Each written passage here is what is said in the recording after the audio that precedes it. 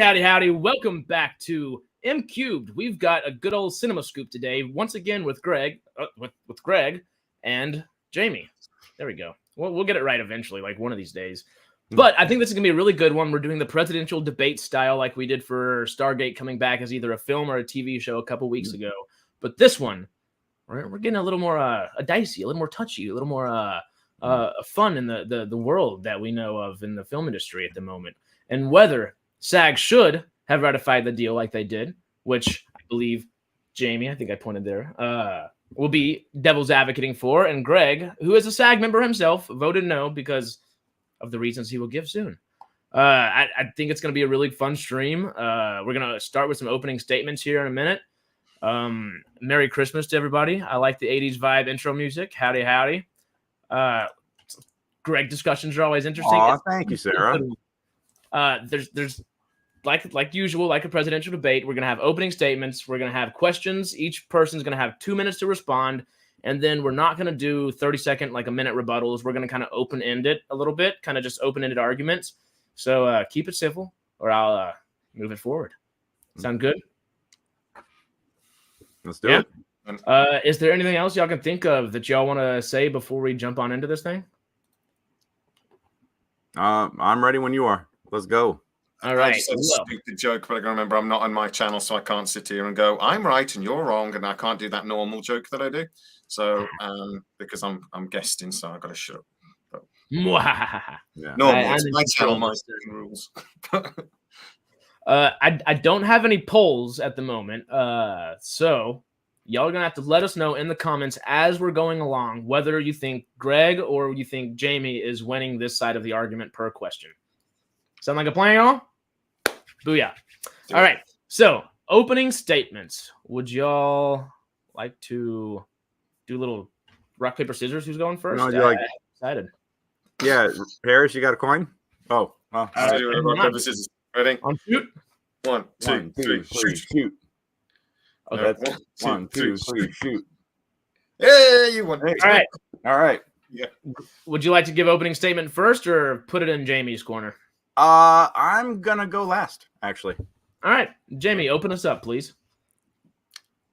Perfect. Turn back. I got two basic arguments why I actually think it was the right thing for them, SAG AFTRA, to agree this deal. For one, acting is not like a normal job. You're not a doctor. You're not a fireman. You're not a nurse working ridiculous hours saving lives, or a teacher bringing up our next generation. You're basically doing what most people would do as a hobby. It's a vocation. It's something that you love, and that's great. But if you want to worry about your pension and your pay and all these other things, go get a real job. It's not the sort of thing really that you should be complaining about. You either want to do it because it's something you adore doing, or you don't. And as I say, go get a real job. The other real argument is, and I'm sure Greg is going to bring this up, that the studios are so massively wealthy that they can afford to pay these pay increases. Well, there's a little bit of a shock for you. They can't. Most of the studios are massively in debt. Warner Brothers currently owes over $50 billion. Paramount owes $15 billion. The only real one that you could say can pay a bit extra is Apple, because they've got a few quid. Give them that. Even Amazon, which people keep going on about how much money they spend, is massively in debt. So no, the studios cannot really afford to pay this extra $1 billion a year they're going to have to pay.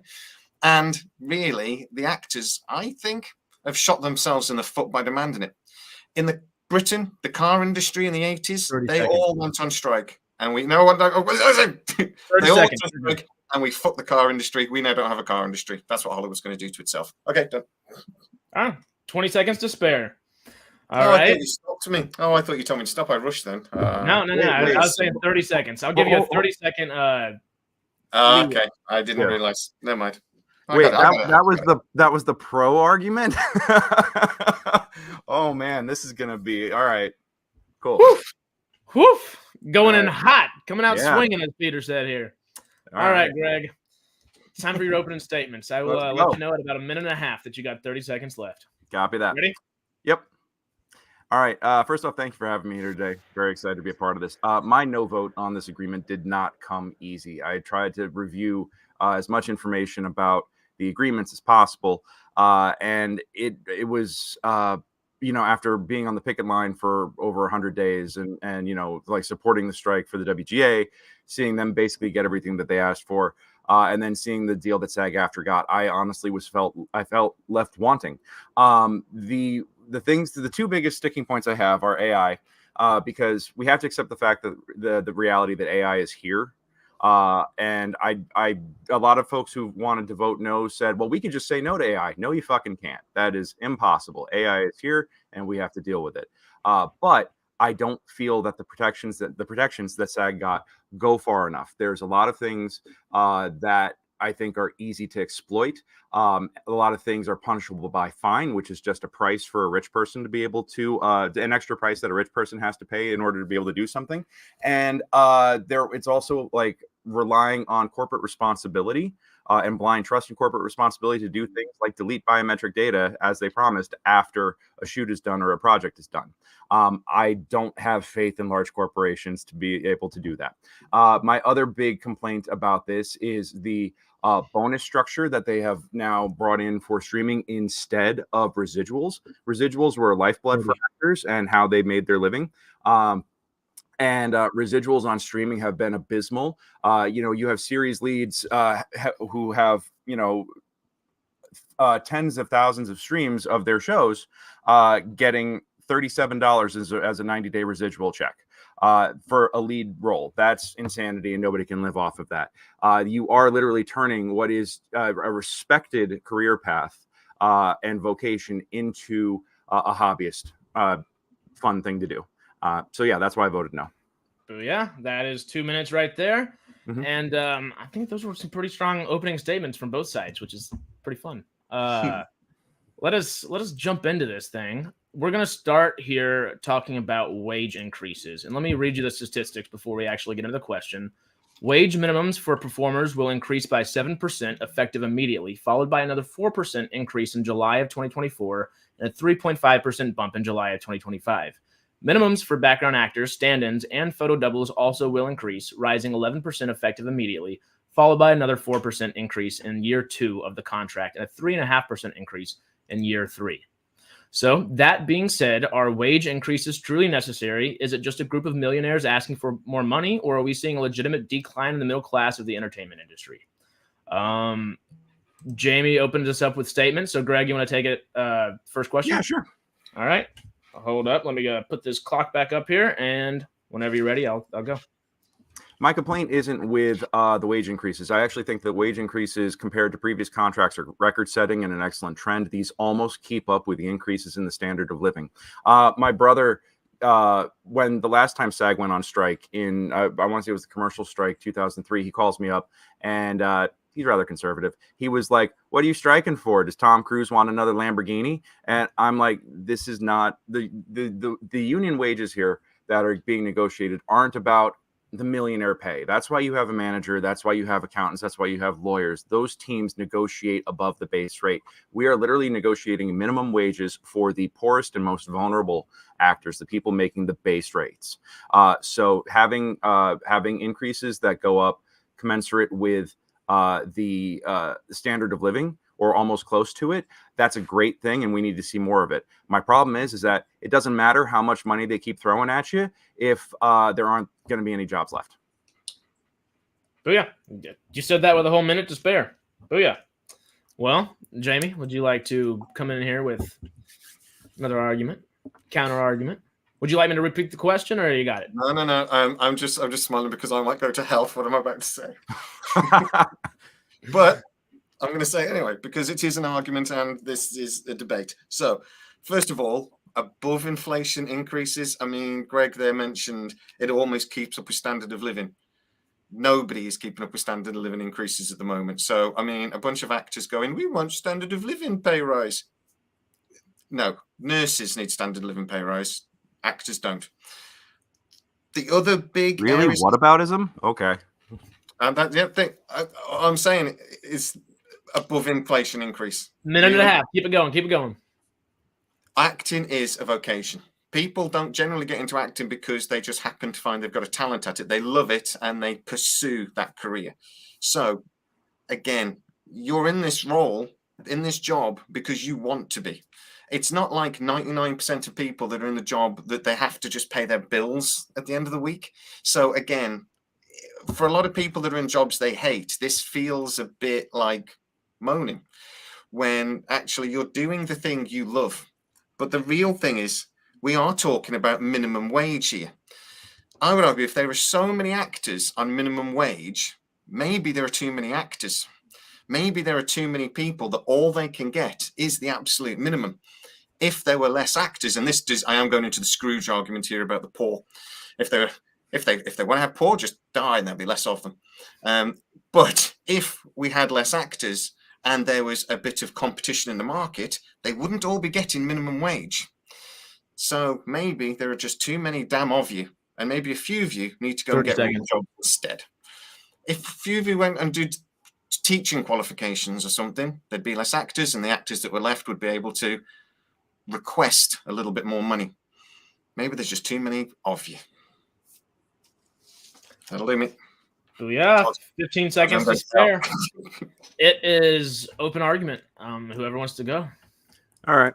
Well, I will say this. Yeah, there are too many fucking actors if you want to talk about it in that way. I don't disagree with that. But you can see that when you see that only 16% of the union actually makes enough money to qualify for health insurance, and that's $27,000 a year. That's not a living for anybody by any means necessary. So I hear you when you say that there are too many of us. I mean, I know that for especially in the ages of electronic submission, there's over 3,000 actors being submitted for one role. All right. The fact that I'm on a veil for a TV show right now means that I have beaten the odds where it's down to me and the other guy. And that is insane to me. The fact that there's this whole process playing out. I would love it if the market shrunk.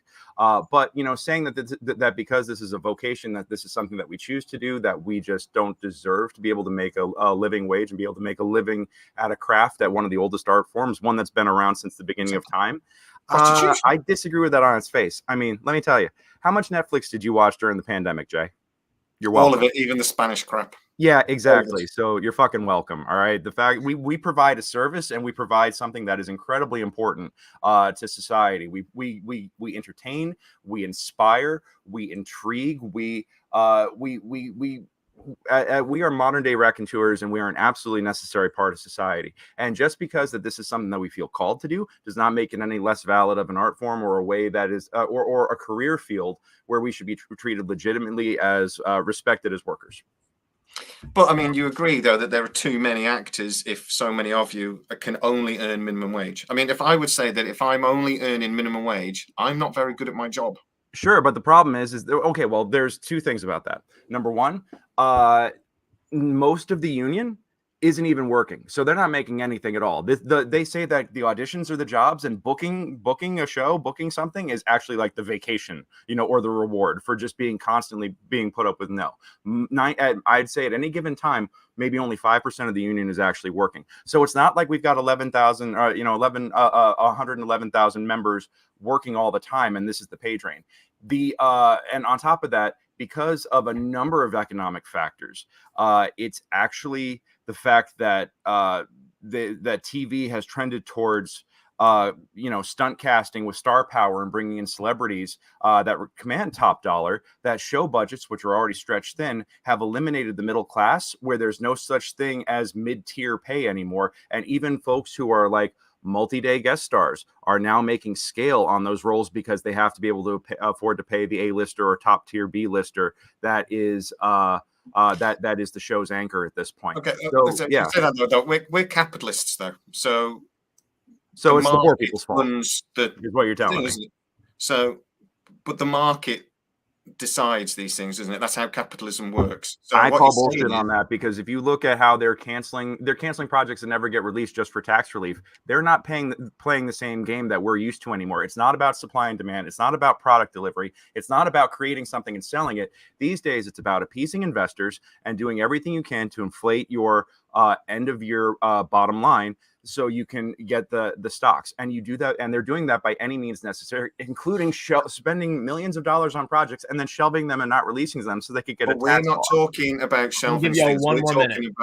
We're talking about actors, and you're talking about the economics here. You're talking about the economic realities of how the money is spent and how it's all arranged. You're talking about the economics. We have to talk about the bad faith bookkeeping in Hollywood. Okay, all right. Hollywood accounting is a real thing, man, and it's. Should we do 30 seconds, or should we just move on? There is a basic point there that if the market would demand better pay, if there was either less of them or these people were better at their job.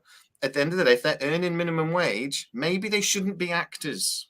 Maybe they should go do something else because they can only earn minimum wage. Well, I'll tell you, I disagree with that on its face, because this is not a traditional career path. You're not working with the same office and the same people over 20 years. You are going from gig to gig to gig to gig. Okay. And you're working with different people and working with different tribes and different creators and different studios. There is no there is no like established connection that you make like you would in an office where you rise from the ranks of the guy who makes the coffee all the way up to a VP. This is not a traditional career path. All right. And there are and the thing is that it's not performance based. It's so much of it is luck based. So there are so many people who are terrible fucking actors having real careers here, when I know people who could be stars who are wasting their time and wasting their talents on small stages here in LA because they haven't had the same opportunities and they didn't have the same networking connections. You're trying to compare this to a traditional career field and career path, and it's apples to hand grenades. It just doesn't work.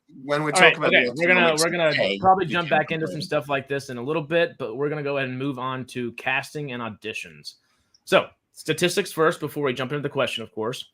During virtual and self-tape auditions, performers would not be required to memorize any scripted material, use expensive, high-quality equipment to film themselves, appear nude, or perform stunts. Actors have complained that the increased use of self-taped auditions has increased costs for them. Other audition protections include limits on the length of audition materials, protocols for storing self-tapes, accommodations for performers with disabilities, and guidelines for communication between producers and auditioners. Additionally, producers would not be allowed to charge performers any sort of fee to participate in general casting calls. Companies would not be required to compensate performers for self-taped auditions. So those are your statistics. The question is, do the new audition and casting protections under the ratification agreement go far enough in ensuring a fair chance for any and all actors, regardless of their access to and use of production equipment? I believe Greg started that last one out. Jamie, would you like to go ahead and give us your 2 minutes? Let me get the timer up here, and whenever you're ready, go for it. Yeah. Again, because this is a vocation, we've already agreed, and even Greg agrees, there are way too many actors. 3,000 people applying for one part. Over here in the UK, we've got loads of people doing the degree to become like a criminal investigator thing, like, you know, the CSI thing, because the CSI show. So the government stepped in and stopped allowing universities to do the degree because there was too many people doing the degree. There's like 3,000 people doing the degree like for 2 jobs. So it had to be stopped because it's just stupid. It's not sensible. So if you've got 3,000 people applying for a job, maybe there's too many of you. And it comes down to me that I can't even believe the union are getting involved in this. I know that actors might not be happy about it, but the employer sets the rules. And again, I know Greg doesn't want to compare this to normal jobs, but if I go for an interview, I have to do what the company wants me to do that interview. I've been to interviews. I was there all bloody day doing tests and jumping through hoops and stuff just to be told at the end of it that actually I didn't fit. And that's for a normal job. It shouldn't depend on if I fit. It should depend on what my skills are.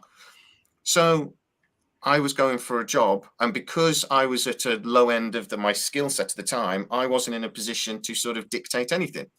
I'm now relatively high up in my position. When I go for a job interview now, I can dictate because I don't need what they're telling me, sort of thing. I don't need anything. 30 seconds. Yeah, you're offer only. So I am offer only. Thank you. Because I'm good at my job. What I'm trying to say is that if other people, if these 3,000 actors were good at their job, and you say that how much of it is luck based, that's again a thing. Is a skill and cream should rise to the top. Good looking people become actors. It's just the way it is different in that respect. Maybe that's my problem with making it in this field. But, all right. So that is your 2 minutes, Jamie. And Lisa? Your 2 minutes are up, Greg. Okay. Not up, they're now here. Whenever you're ready. All right. Cool.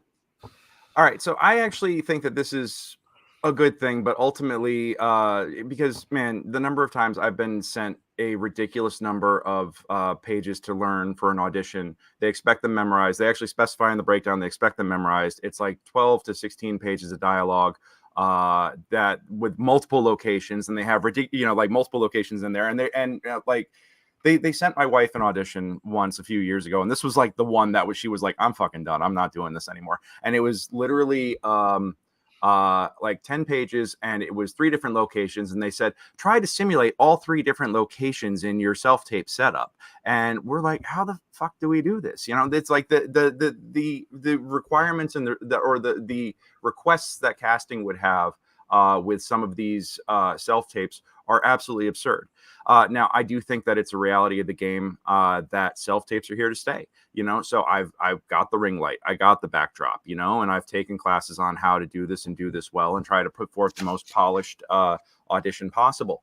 But I think it is a good thing to put a hard limit on the pages, especially because having been on the other side of casting and having taken self-tape submissions and having cast projects, I know that you're going to watch about 10 to 30 seconds of it, and you'll know within that. I don't need to submit 16 pages of dialogue to know what the hell, whether I'm going to want to cast this person or not, or whether this person is going to go on to the next round or not. And nothing pisses me off more than submitting a YouTube link and then seeing 0 hits on it after jumping through all kinds of hoops. So having some sort of restrictions here, I think is actually a good thing, or having certain guidelines and things, I think is good.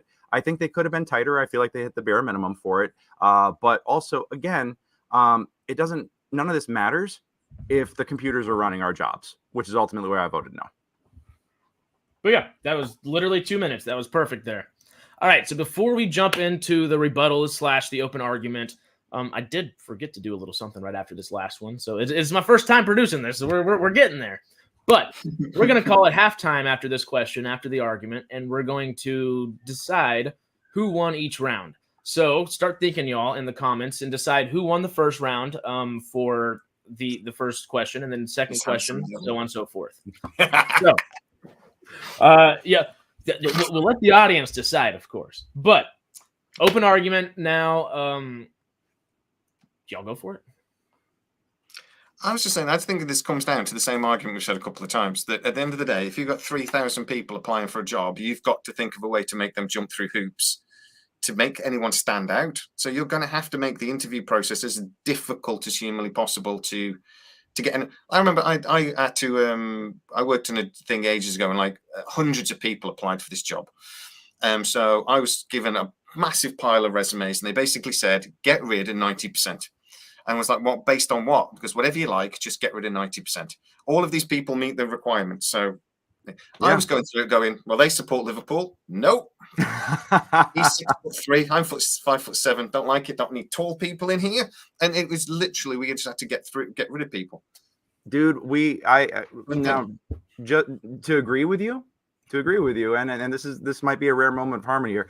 I ran a casting session once where I watched the professional casting director that we hired and the director of the show eliminate people because for a play in Hollywood, eliminate people because of eye color, because I worked out with her on this last project, and she was great then, but I feel like I owe somebody else a chance now, so she got cast out. The problem there are. It's not that we have a lack of qualified candidates, and those are the ones who are getting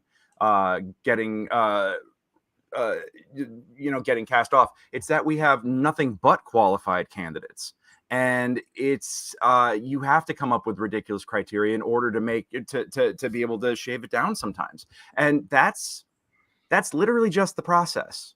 And what you can do to stand out. I mean, honestly, to be really gross for a second, that's why the casting couch became a thing, because it was like, who really wants the part, if you know what I mean?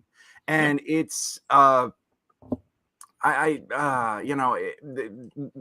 thousands and thousands of qualified candidates for one job, and there's only so many jobs every year. But the thing is that we all know that this is the reality of the situation when we come into this industry. And we all think that we're going to be like the sole survivor, the one that beats the odds, and we all wind up being the damn zombies during the apocalypse. You know, I mean, that's the odds. But I think the thing is that so much of this contract is about when you get the job, making sure that your environment is safe and that you are getting fair pay for the work that you do when you're on that, you know, which is why you don't. This is the first time I think I've seen anything regulating self-tapes and auditions in the union and the basic agreement. So that's a big deal, you know. But again, it's not going to fucking matter if they just replace me with a what do they call it, synthetic performer. Yeah. The thing is, for me, I don't think SAG AFTRA should be getting involved to the minutiae. I think they have in some ways, because I think they should be involved with. Well, they should be involved in making sure the interview process is fair.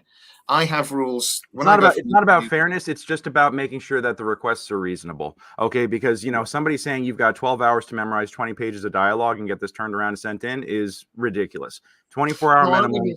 I don't agree with that. But if somebody's doing like a soap opera or something, the ability to rapidly learn lines is important, isn't it? Sure, but not every job's a soap opera, and I shouldn't have to submit a 10-minute tape just to get to get a under 5. You know, like the amount of work versus the amount of, you know, that some of these self tapes come out, or the requests come out looking like they want you to basically shoot the movie for them in your audition. You know, and I know this actually happens in voiceovers. The number of times when somebody submits an audition and they go, "That was fantastic. Your audition was fantastic. We're not even going to record you. We're just going to use your audition tape." You know, and that's like the quality that they're expecting. They're expecting you to do the work for them and then just being like, "Here's your check," you know, and then it's like because they save on studio time, they save on all kinds of stuff because it's like you already did the work for them, and that's ridiculous. So that's the sort of thing SAG AFTRA should be getting involved in, to say that you cannot use an audition tape. That is a nonsense. You shouldn't be allowed to do that. Absolutely.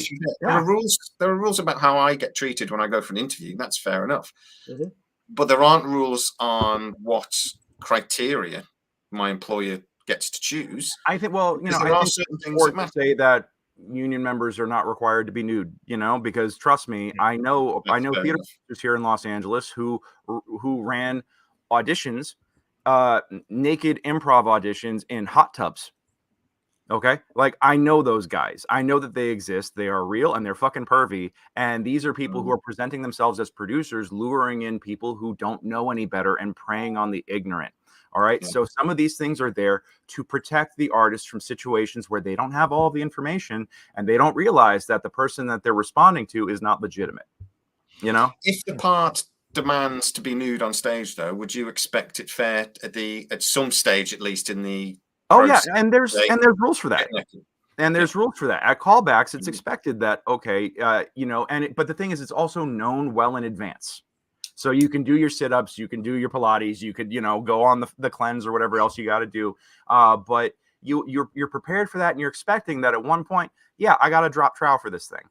But it's expected, it's prepared for, and it's respected, and it's in a closed environment. And the thing is that the union regulates all that and says you don't get this talent if you don't treat them with respect and protect them and make sure that they're taken care of. And that is like one of the most important reasons of why you join the union. I joined the union and refused to work on non-union film sets after I was a stuntie on a movie and nearly got blown up by the director because he was insane, and then was treated poorly when I was in a fucking squib vest, and they didn't turn the vest off between takes, and I saw them fucking with the remote over at Video Village while I'm like live wired with half a dozen squibs on my back.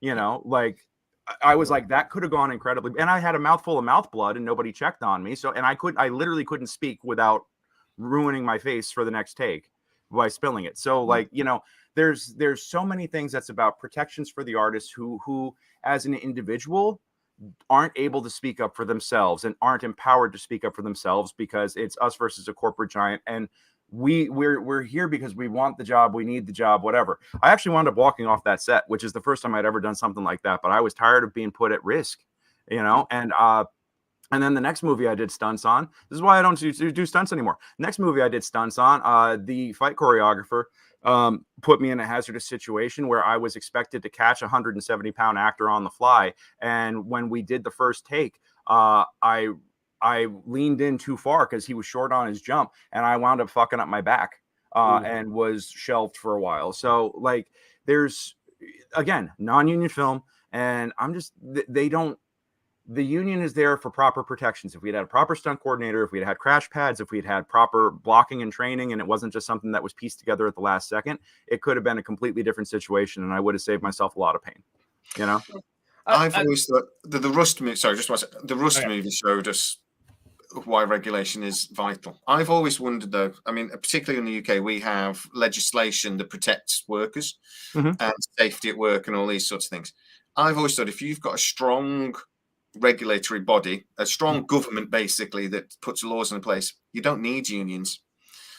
We have strong employment law in this country, and union membership has dropped by something like 70% over the last 20 years. If the government is taking on the role of the union and making sure that there's protections there, in America we got freedom instead, FREEDUMB, and we've got people working in right to work states where they don't have to where they don't have to be a member of the union, and they can be fired without cause and things like that. And we need the thing is that because, again, we're dealing with multinational corporations with billions of dollars, whether they're, regardless of their amount of debt, the individual does not feel empowered to speak up or speak out against them without fear of being blacklisted and never having a career. So either you do this shitty thing right now and give up all of your dreams and everything that you've trained and hoped for, or you speak out against it right now and give up everything you've trained and hoped for, or you do something potentially dangerous or hazardous or embarrassing or whatever else, because that's what's expected of you in the moment, and you've got nobody to protect you. I mean, this is. I was told to. The union does do that as well, though. But we're gonna stop that there, and we're gonna go ahead and fire. I agree with that, James. John, thank you so much.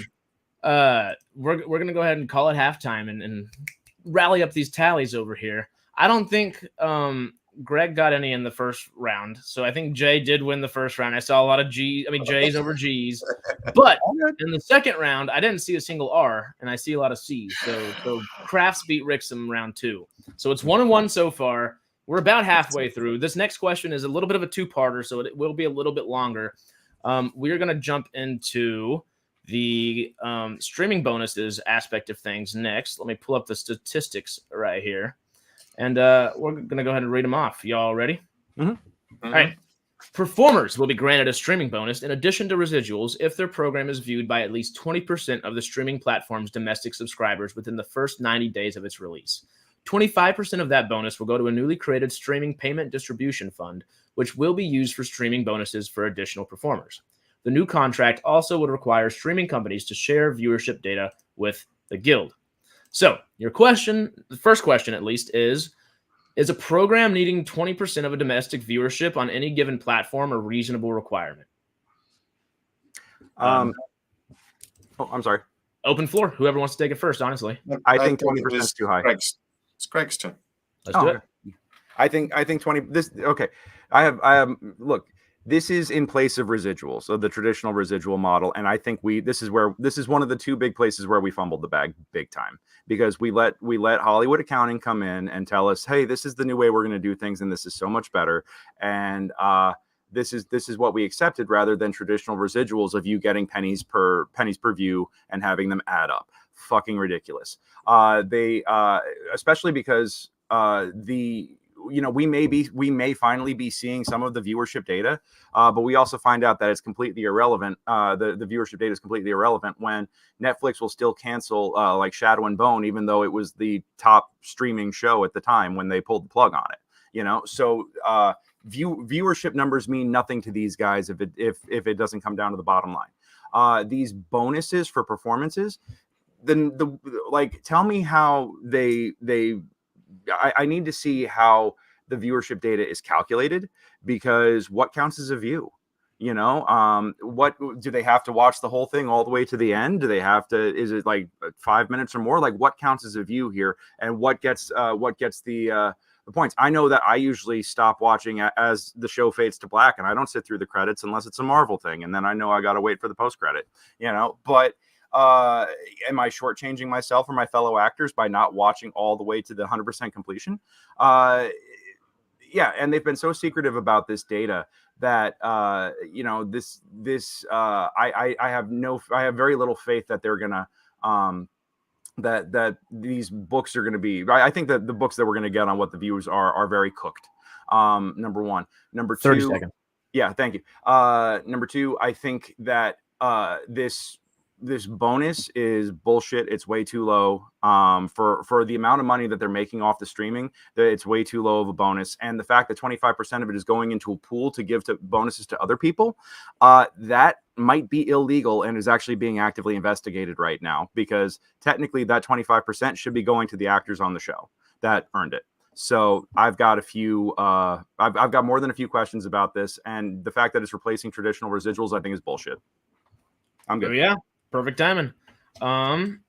Real quick, when credits became 15 minutes long, I stopped watching them.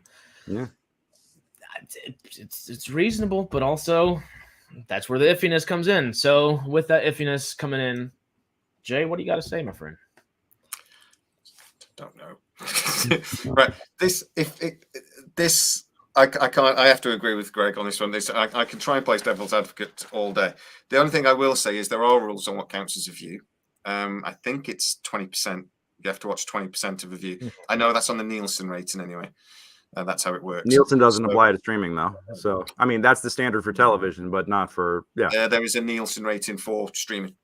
Oh, so the Nielsen rating for the top 10 streaming across all platforms is I mean, I only know because I use it week in, week out to see how badly Star Trek is doing. But it's so yeah, you use something like that. To me, it should be standardized. I don't understand why SAG AFTRA have complicated what should be a reasonably straightforward issue, and another model has worked perfectly well in the rest of the industry for like 100 years. And then streaming comes along and they just went, yeah, let's do this success tax. Basically, I mean, to be fair, it wasn't SAG AFTRA's idea. This is what was proposed by the studios in place of residuals. But SAG AFTRA basically agreed to it and said, yeah, okay, that's the best we can do. Which I think is horseshit. To me, it's just a nonsense. I don't understand, one, why they've allowed to get away with it. For two, why it was proposed in the first place. This isn't a complicated issue. And when your pay is connected to viewing figures, those viewing figures should be transparent. And if they're not, I would argue there's some fraud going on. And I don't understand why actors haven't got together and done a class action 30 seconds. Studios like Netflix to say, well, actually, how do we know you're not stealing from us on a daily basis? I mean, we might see that happen with depending on how this performs, you know. So who knows? It's not off the table from beginning to end. I can't argue with that. I actually genuinely don't want to go to hell, so I couldn't think of an argument against that. I don't think you're going to hell, Jay. I appreciate everything you're saying. It's good to look back and find the nuance, but at the end of the day, some things there's less nuance than others, you know. Yeah. So is there a rebuttal? Is there an open argument for this one, or should we go to the second half of the question, which kind of refers more to the data aspect of things? I don't know about you, Greg, but I think we kind of agree on this one. And I'm afraid I couldn't think of I couldn't genuinely think of an opposing argument. Yeah, and I mean, I think having a moment of consensus is not a bad thing. So I agree. So we'll go to the second part of the question, which is also a simple one, but is it reasonable to require all streaming data to be shared? And just to add, I guess, a little bit to the question, think about that from the studio perspective and from the acting perspective, I guess. I'll tell you what, I'll pretend to be a shareholder in Netflix. Okay. No, keep all my information private. If the show's released and it does well, I don't want you to know. If the show's released and it bombs, I don't want you to know. I want my dividends. There you go. I want a big fat cigar and Uncle Pennybags right here. All right. So I think it's and I'm going to argue exactly the way I feel about this. I think we absolutely have to have transparency. The only reason why residuals worked to begin with was because television ratings. In movies, you had the box office. and you could see how things were performing because that was required to be reported. That performance was required to be reported. And also people touted box office numbers as what made something successful versus a failure. And in television, it was required that the Nielsen ratings were published, and that this information was made freely available because that determined performance, that determined pay, that determined a whole bunch of stuff. The minute that people got onto the internet, they realized that those rules don't apply anymore, and everybody clammed up with their data, and now they could talk out of both sides of their mouth. Okay, they can talk to they could tell their shareholders, oh my God, we're pulling in money hand over fist. We're having record profits. Everything is amazing. Everybody gets a free puppy with your fucking next dividend. Give us more money and we're going to keep making money for you. This is fantastic. And then they turn around to the actors and the rest of the unions and they go, oh my God, everything is terrible. Nobody's watching these shows. It's all your fault. And as a result, you don't deserve anything and we can't afford to pay anything. By the way, you owe us money somehow, and I know I'm being hyperbolic about this, but it's that level of deceit that comes out when you don't have to be transparent and share the data.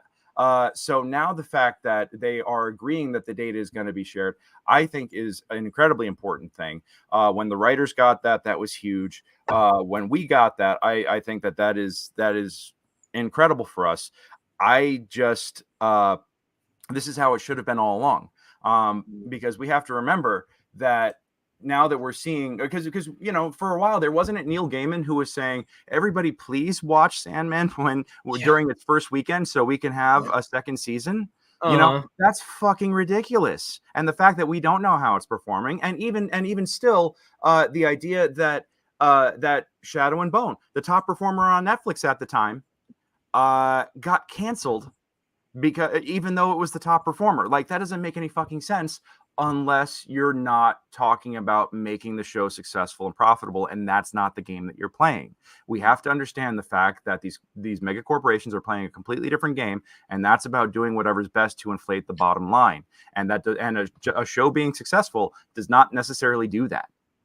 But do you think it's fair though, if I spend $1 billion doing a Lord of the Rings TV series that everyone hates, do you really think it's fair that we release the ratings and tell everybody that nobody watched the second episode? I don't think it's about ego. I think it's about transparency and about being honest with the people who worked on it, who have a right to know how the product that they made did, especially if it's going to affect future employment and future future projects. It's about the health of the industry.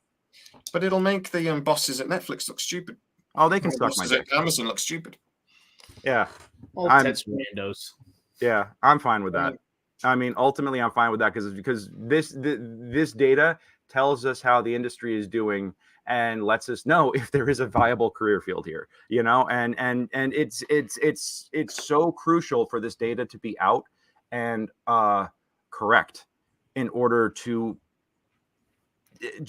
in order for us to function as an industry. There has to be accurate performance data. Mm-hmm. Honestly, in any industry, your performance is normally a regulated necessity because you've got things like stock prices and you could, I don't understand how Netflix have never been done for fiddling stock prices because they refuse to release the basic information about how their product is actually, other than subscriber count. We have no idea how most Netflix shows do. Yeah. If that was any other business in any other industry, they'd get flogged. They would be done for fraud. Yeah, 100%. And I think the thing is that they know that they could probably get cooked for that if that information got out. And now now there's going to be a reckoning. We'll see. It's going to be interesting. So we're going to call that the end of our third round right there. And I think this is the first time, and this is only the second presidential debate style video we've done, but it's the first time that we've got a 1-1-1 because everybody's voted for GJ for the consensus here. GJ sounds like it shouldn't be said on camera, but I'm going to say it anyway. I love a good GJ. We've got a 1, we've got a 1, and then we've got a 1. Everybody's got 1 point and 1 tie. So we're going to end it with a little bit, not end it before we get to our little quick bonus questions at the end, of course. But we're going to end our main topics with the spiciest of topics, of course. Woo. The AI question here. That's a spicy meatball. Don't you know? Let me find where AI is on here. Artificial intelligence. All right, so here are our statistics. This is a little bit longer, so bear with me. Here we are. In cases where a performer's employer seeks to create a digital replica of the actor's voice or likeness with the intent of using the copy in their place, the employer must first obtain clear and conspicuous consent from the performer. The employer also must get the performer's permission to use the replica unless the photography or soundtrack remains substantially as scripted, performed, and or recorded. The employer must pay the performer the amount of days that they would have been required to perform scenes featuring their digital likeness. No additional pay is required if the replica later replaces the actor in scenes they were already paid for performing in person. If a digital replica of a background actor is used to portray a principal character, the background actor must be compensated for the days they should have worked or would have worked in person, plus residuals. Schedule F performers, actors who meet a higher salary threshold, would not receive additional pay for use of their replicas. Our primary focus in setting these minimums was to address performers who are working at scale. We don't have to read the quote. Never mind. Additionally, the performer is owed residuals for their digital replica screen time. If the employer wishes to use a performer's digital replica for a project beyond the production the actor was employed for, the employer must obtain separate consent from this performer and describe how the replica will be used in reasonably specific terms. That consent carries over the performer's death unless explicitly limited otherwise. The performer also would be compensated, including residuals, for material featuring their digital replica. Employers also must obtain consent from actors before significantly digitally altering their performances. Exceptions include standard post-production adjustments and matching a performer's lip to a dub foreign language. Employers would be allowed to digitally alter a performer's body movement as well without their consent, with the photography or soundtrack of the performer remains substantially as scripted, performed, and recorded. Last paragraph. The AI section addresses the use of synthetic performers or non-replica digital people who appear on screen instead of human performers. According to the summary, the contract states that companies must notify and plead their case to the union before using a synthetic performer instead of a human performer. These protections do not apply to non-human characters. I'm so glad I had a pop filter because there were so many freaking P's in there. All freaking day. Anyway, here's our actual question now that has been read. Oh, excuse me. I forgot. I have the screenshot right here. That's the one I got to pull up here.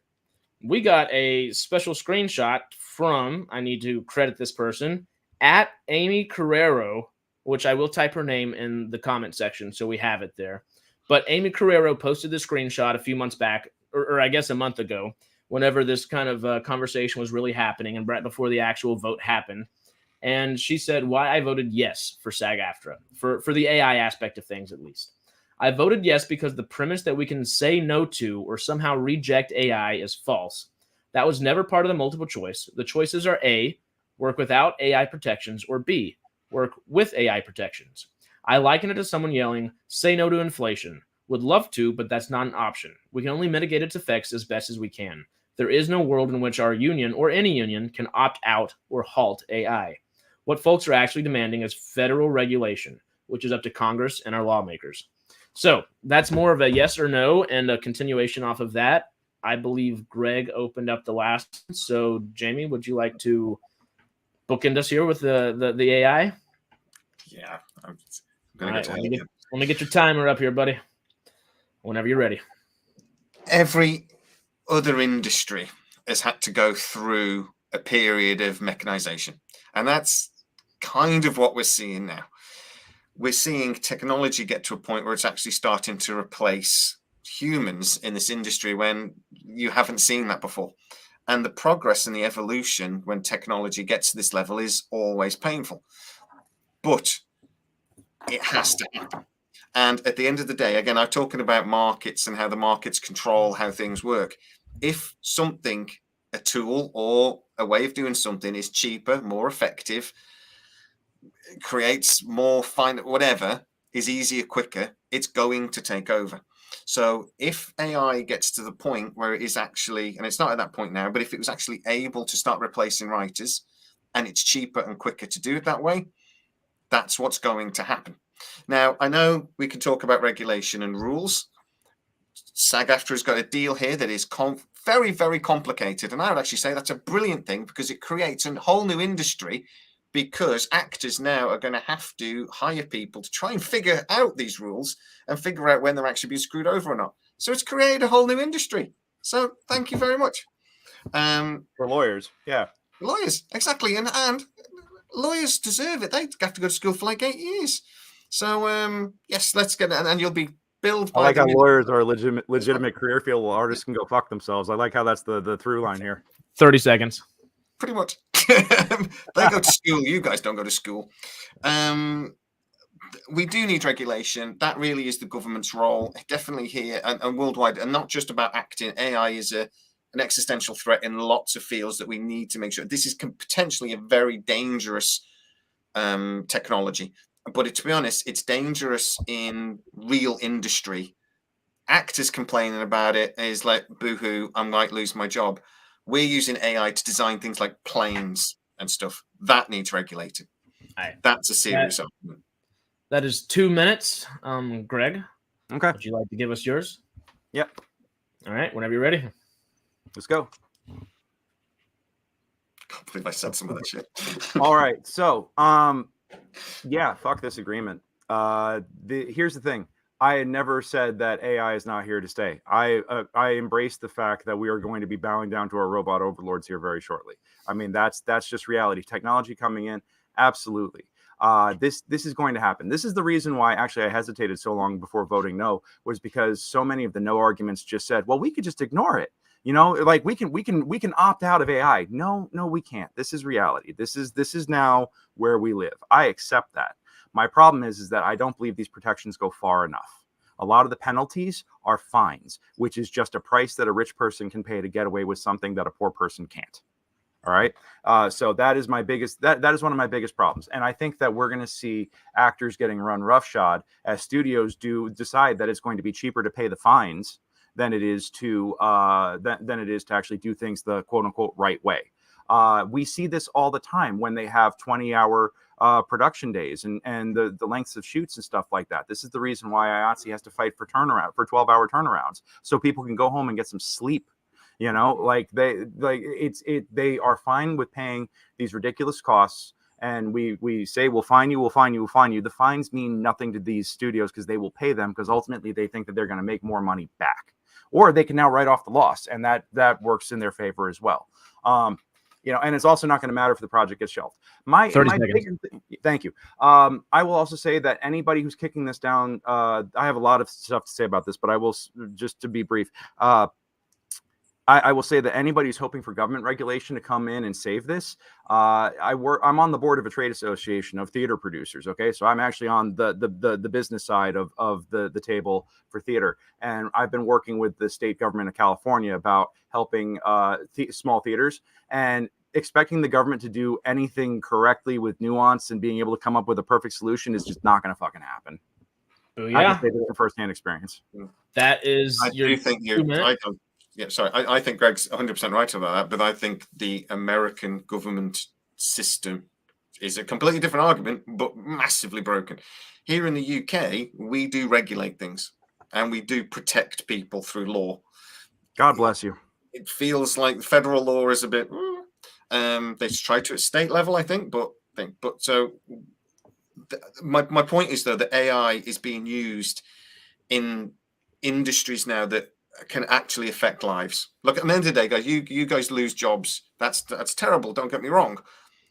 But we're using AI to design airplanes. We're using AI to design and regulate and food distribution and things like that. We're using it in real things where people will actually die if this technology isn't regulated. We're going to play. In the pharmaceutical industry, AI is being used rampantly. I'm sorry. Is this open debate time? I'm just clarifying. Oh yeah, it's an open argument. Argument. Well, I just want to check. Yeah. We're just debating. No worries. No. There must be regulation for this technology. And then there is a serious conversation. I mean, about this that goes way beyond acting. I agree with you 100% about the fact that AI in general needs to be regulated and it needs to be you know, and that it. I mean, just as a society, we shouldn't. You know, wasn't like the vision of utopia having AI that did all the menial labor and all the shit jobs so we could focus on writing symphonies and creating things and living our best lives? Why is it that we're training AI and setting it up to be the artists and writing the symphonies and doing all this other shit while we stay at the grindstone? You know, that I think this requires, I mean, it doesn't just require regulation. It requires us to have a real honest debate and discussion as a society, and for all of us to make a decision on how we're going to allow this into our lives, you know. And I don't think a lot of people have a seat at that table. I think this is being decided for us by the people who created the technology. And this is it's, I mean, you know, and then Skynet. I mean, let's talk about the 800-pound gorilla in the room. At one point, if it becomes sentient, how much do you want to bet that we're going to get wiped off the face of the planet as a parasite? I'm not saying, I'm just saying, you know.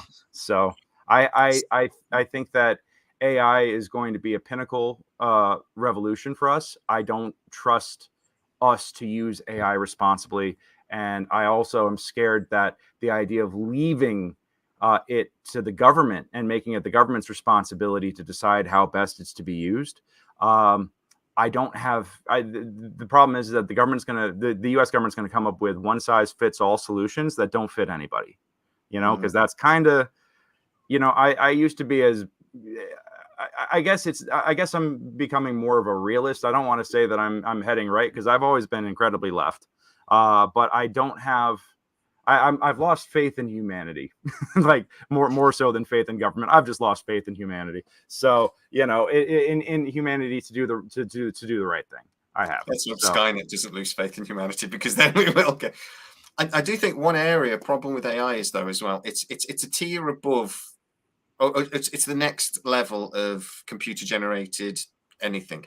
Yeah. The problem is there's a lot of gray area. I mean, for one, it's not actually artificial intelligence yet. People keep calling it AI. Not yet, but it's not there yet, but it's getting close. But really what it is that it's a generative model that is just scraping and recycling what's already been fed to it, which is us, you know, and our creation. And at one point it's going to cap out. It's a recycling tool in lots of ways, but it is a next generation of programming. It's a different type of programming or method of programming. I mean, I saw an advert the other day said that the new vacuum cleaner has been released and it uses AI technology, and I just went, "Oh, come on!" Yeah, it was a couple of years ago. Everything was nanotechnology. It's not nanotechnology. No, it's not. And the thing is, like AI is being used as a buzzword right now, which is also pissing me off. It's you know, it's like when the keto diet, because I live the keto lifestyle and I love it. I think it's best for my health. I've been living it for 5 years successfully now. And I got into it just before it kind of became into the general consciousness. And now so many things get labeled keto, you know, and they're not when you actually look at the health information, the nutrition information. It doesn't qualify, but it's not a regulated term, but it's a buzzword. You know, and people love sticking buzzwords on things to make it the newest thing possible. You have to have it because it's got AI. You have to eat this because it's keto. You know, it's like, what the fuck? It's a marketing buzzword right now. And yeah, true. It's not true artificial intelligence in the way that Asimov and Heinlein predicted. But it is, you know, we're getting closer to that. But I think we'll find out about 12 months after it happens is the problem. Well, well, yes, and actually that brings me to another point. SAG AFTRA right now, with the protections that they have in this agreement right now, they're saying we'll get a better deal next time. We'll get better protections next time. We've got time, 3 years. We've got 3 years, and and this is still a developing technology, you know, and. You know, they can't change they have to rescan you every time you change your hair, change your weight, I'm like, have you ever used a character generator in any of the modern video games, any of the 5th gen video games? Like, or what I loved was seeing videos of Duncan Crabtree Ireland, the head negotiator for SAG, talking about how the technology isn't far enough along yet for us to be really worried about AI performers replacing us completely. And then somebody had a deepfake video of him saying the exact opposite, you know, like, and you could, they were almost indistinguishable, you know. I mean, just showing illustrating where the level of technology is. SAG AFTRA thinks we've got 3 years before this becomes, or we have at least one contract cycle before this becomes something that could truly replace us. Bullshit. You know, the technology is evolving incredibly rapidly. And while it's not true sentient AI and stuff like that, the need for performers is getting reduced. And I think that these protections are already dated. They don't go far enough. Yeah. I mean, a few years ago, though, I mean, SAG AFTRA was saying that they didn't need to worry about streaming. They could wait until the next cycle of And we contracts. fumbled the bag big time there. Yeah. That went perfectly well, so don't worry about it. Yeah, exactly. That's why we now have, instead of actual fucking residuals for streaming, we have a bonus pool that we might get into if our show is one of the top 5. You know, it's created a whole new industry, which is a good thing. I mean, all you actors that haven't got a job need to retrain as SAG AFTRA legalese thingies. There you go. Clearly, when the miners came out of the mines and they had to retrain as secretaries, you guys need to retrain as. I mean, I've already got a burgeoning career as a small business owner and an electrician and a taxi driver, and I mean, we're all trained, because this is, you know, the funny thing was that the studios thought they could starve us out, and I'm like, and being like, well, we'll wait for you to be losing your houses, and I'm like, A, bitch, that's our secret. We're already broke, and B, if you think that we don't know how to make money in the age of the gig economy, and you think you're going to starve us out, like, I got news for you. This isn't the only money making way. You know, and we know how to go about surviving. So we're like cockroaches. We're not going anywhere.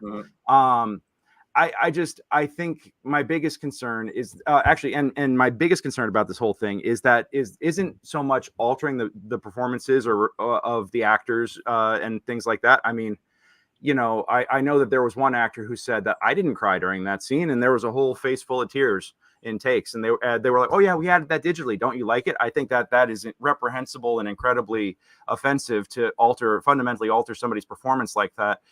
But no, my bigger concern is the 100% synthetic actor, the synthetic actor that they just have to go in and plea a case for not using human actors.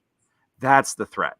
Because they're like, oh, this technology isn't good enough yet. Yeah, but it's evolving a lot more rapidly. And if they think that we've got 3 years before that's a viable alternative, I got news for you. It's happening so quickly. And we're gonna see this in the next year or two, where you're gonna see your first digital film or movie star, like something that is not human, something that is 100% artificial. I already know influencer brands that are using AI. Completely synthetic influencers, people that only exist digitally, to be their influencer on Insta and other platforms, because they said that the human ones were too unreliable. The voice system, cheaper to do that now. If it's cheaper to do that for Instagram shit, how long before it's performance ready? AI voices is already at the point where you can't tell the difference. Yeah, you can get a synthesizer of an actor's voice, and it is identical.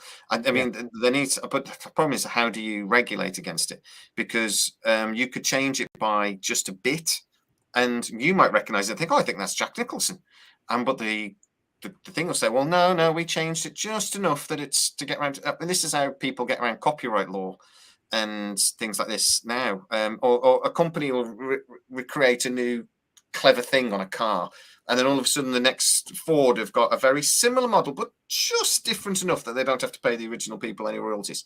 Yeah, they get around it. Yep. But you've got to at least try to regulate it, or you'll get.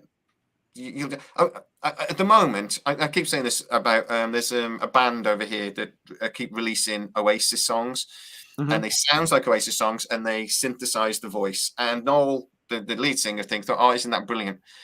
He won't think that's brilliant if they do a song and it goes to #1 and they make $1 billion. And it sounds just like him, yeah.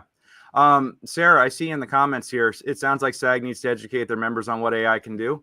I think SAG needs to get educated on what AI is actually capable of doing before they can educate everybody else. I feel like that they willfully turned a blind eye to the state of it currently and how fast technology evolves. I think that's the biggest problem that I have with all of this. And yes, extras are already getting replaced digitally. Now this agreement says that there's a minimum number of human extras that have to be used on any given set for size of the project.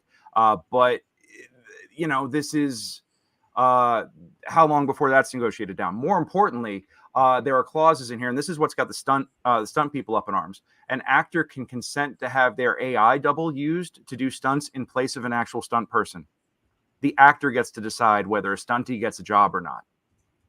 That is a dangerous, slippery slope and a dangerous precedent. I mean, I think we're going to, extras voted for this because they got a big pay bump, but the stunties were almost united against this because they see I think they're the canary in the coal mine here. And they're going to be the ones that actually get replaced first because their jobs are the most dangerous, and they are the ones who are the highest insurance costs, the highest risk, and of course, they're going to want to get people off of that as much as possible to help keep production costs down. Why put a stunt double's life at risk by setting them on fire or making them jump off a building if you could just do it with a really, really, really good CG model that's an exact replica of your actor. So stunts are going to be where this hits first and hardest. And there are people who dedicate their entire lives to doing this kind of artistry. And this, I think, is going to be the first to fall. From a complete outsider, though, I can't, and this isn't me being devil's advocate now, this is me being honest. I can't argue against that. I think it makes for better movies and television because all of a sudden the stunts that are happening look like the actor rather than the old movies when the stunt happens, you're like, oh, you can clearly see that's not the actor. It's safer. Yeah, stuntmen are not sensible people. I agree with you on all this. My problem is that it's the actor that gets to decide whether a person gets a job or not. And that is where I'm like, I don't like that because then you're pitting union member against union member, and that's only in the show division.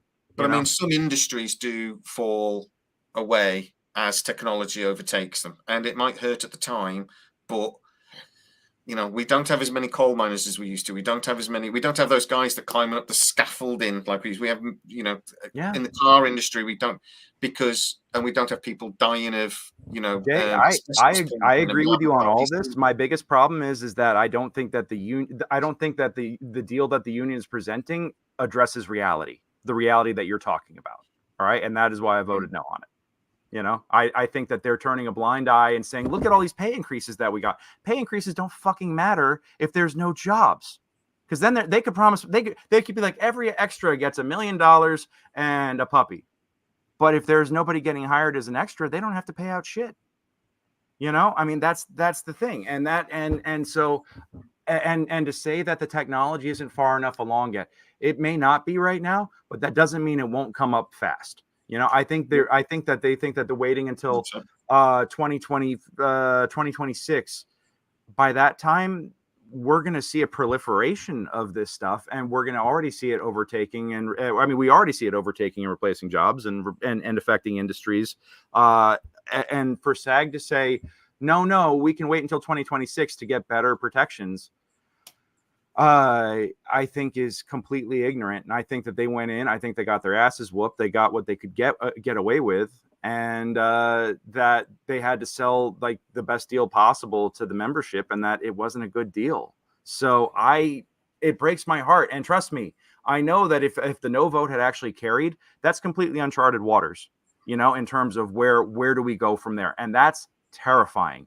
And the fact that, we had these billions of dollars in pay bumps and everything else, all of that could go away in an instant. That's terrifying. But again, it doesn't fucking matter. They could promise us the world, but they don't have to deliver if they're not actually hiring for those positions and they're just giving them to computers. Computers don't care about puppies, So once again, the lawyers won this. I think I 100% think so. I 100% think so. And I'm like, Duncan Crabtree Island used to be a prosecutor.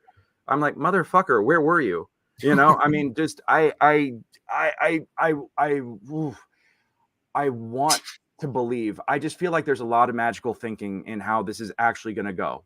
And like I said, everything being punishable by fines, that's just a rich person tax, an additional fee that somebody's got to pay to do what they want, There is no other way of regulating this. I mean, a fine is the only way to do it. It's just the level of the fine. I assume you mean that the level of the fine isn't going to be high enough that it actually hurts. Precisely. There is no other way. You're not going to publicly flog them for breaching rules.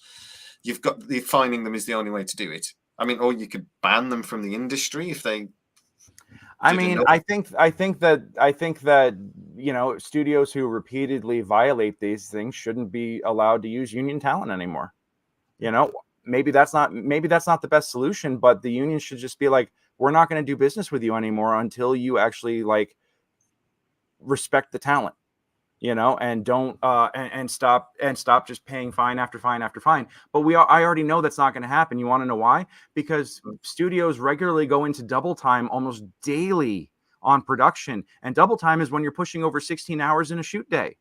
Okay, yeah. So they're willing to pay in order to hit the release date by May 30th, because the problem is that they set the release date and then they work backwards. And then by the time they get to current day, they realize they're already 3 months behind. So they just rush and rush and rush and rush and rush.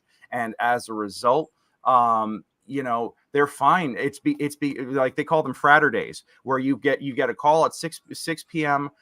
Friday night is your call time, and you work until 6 a.m. and then your next call time is Saturday afternoon, like barely an 8-hour turnaround. They've already shown that fines are not their penalties don't stop them. And that, I mean, the thing is that these guys will keep paying them. I guarantee it. They will. That's fine saying that something doesn't work, though, but you've got to have an alternative. What's the alternative? I wish I was smart enough to say that I knew what the alternative would be. I'm not. That's for the lawyers to figure out. And hey, we're giving lawyers jobs. Well, the more lawyers see this, you're winning my argument for me. That it's the lawyers we need to be worrying about. They're the ones that. All that being said, we may wrap this little bit up because we can jump back into it, because the bonus questions may end up kind of veering into some similar territory at times. So, real quick though, I'm curious, Peter, what are you saying? Why do they do that? What is that in response to? I don't want to leave the chat hanging here. Why do they do what? While we're waiting though, it comes back. Yeah. It does seem like whether Greg was helping in your argument at the end or not. Yeah, there were a lot of G's and I didn't see any J's. So that technically they're all morons. There is a bonus round, and there's quick little things, and they got to vote on you at the end too. But 2 out of the 3 that I already have lined up for you aren't really true questions. They're yes or no statements, that you agree or you don't. So that's kind of like simple. But the bonus round will be our deciding factor here. But at the moment, Greg's in the lead by 1 point. Peter said, "Why do they do it? Actors act." Why do actors act? Honestly, I pursue this field and I do this because while I am a man of many trades, I act because I tried the corporate setting. I tried working in sales and I tried working in marketing, and I had the traditional, jobs, and nothing made me want to kill myself more than looking at spreadsheets.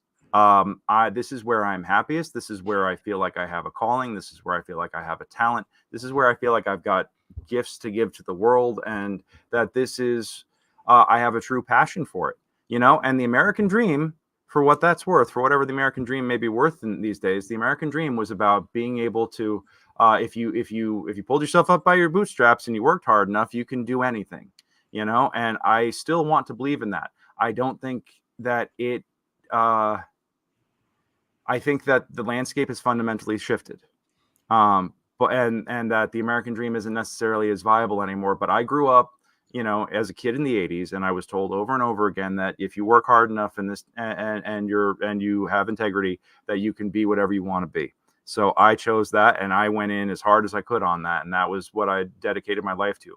I started acting when I was young.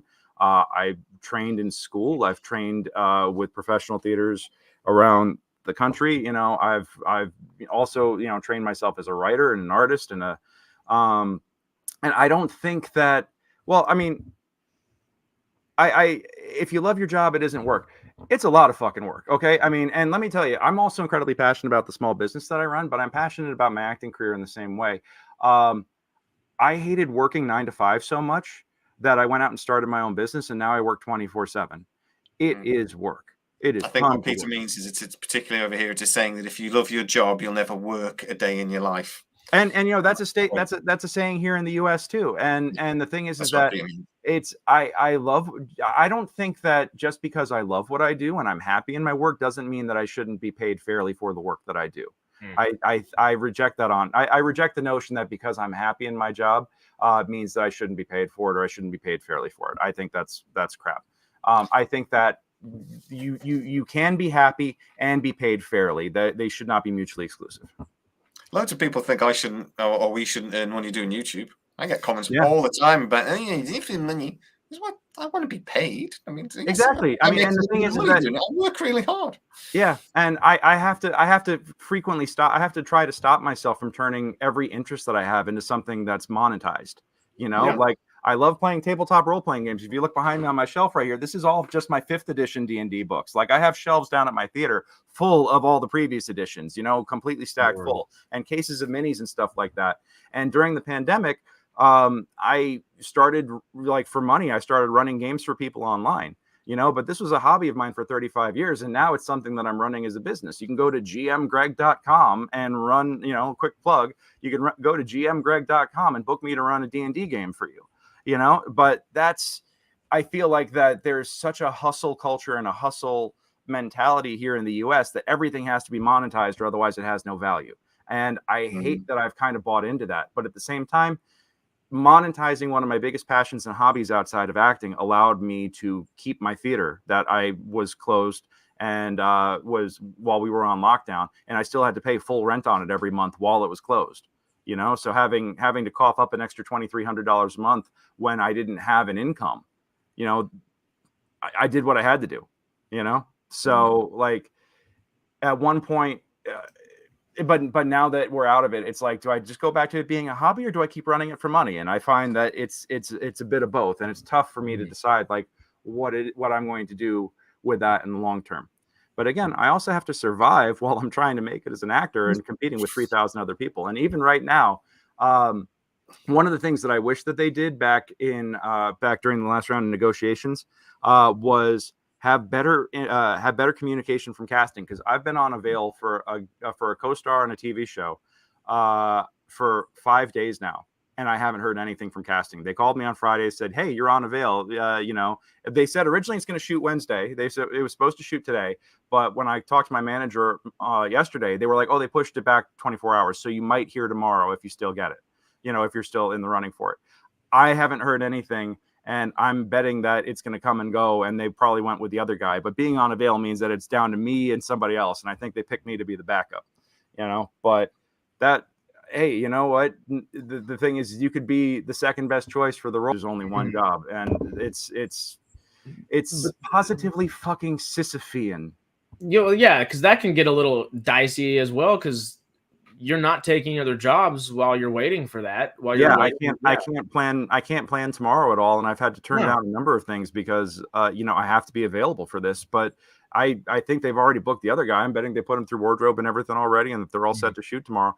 I haven't heard shit, and I've even checked with my manager, and my manager's like, just stay available. I've pinged them. I haven't heard back. Like the casting and production should get back to people in a timely fashion if they're being held on avail and holding up their lives, and casting and production already knows they're not going to use them. That would be something that I basic respect, isn't it? Basic fucking courtesy. In the normal work that you get that sometimes. You go for an interview and they just say, "Well, we just won't call you if you haven't got it." Because that's not fair. It's going to make people just wait and say, "Well, okay, it's Thursday, I haven't got it, then have I?" It's not good for people's mental health, if nothing else. No, it's not. And this is like one of the many indignities and the slings and arrows that we suffer as a part of this career. It's just one of the things that we accept. We accept the fact that actors are considered to be disposable, while also being told that what we do should be a hobby, and that there are way too many of us, and that none of us that there should be fewer of us if we want to be realistic. I mean, like this is just some of the constant bullshit that we put up with, and we keep doing this career field in spite of it. I have to be insane to be putting myself through this regularly, and yet this is what I choose to do. So it has to be a calling. There has to be something deep within our souls in order to keep subjecting ourselves to this Sisyphean frustration over and over and over again. And I've thankfully I've managed to build a whole life around that, being able to pursue this career. But it's a fulfilling life where I have a small business, where I have a community, where I have all these things. Yeah, keeping people in the dark sucks. But it's just part of the industry, which but it's a big part of the industry, and because they're looking after their own interests, and we're disposable and replaceable to them. And that's a big part of the reason why we need the union, is because we all have to stand together. Because if we didn't have the union and the union backing us up, when one actor took a stand, they throw that actor out and find someone who would be willing to do whatever it was, whether it's a naked hot tub audition or something else that's completely unsavory, or work for free, or pay to work.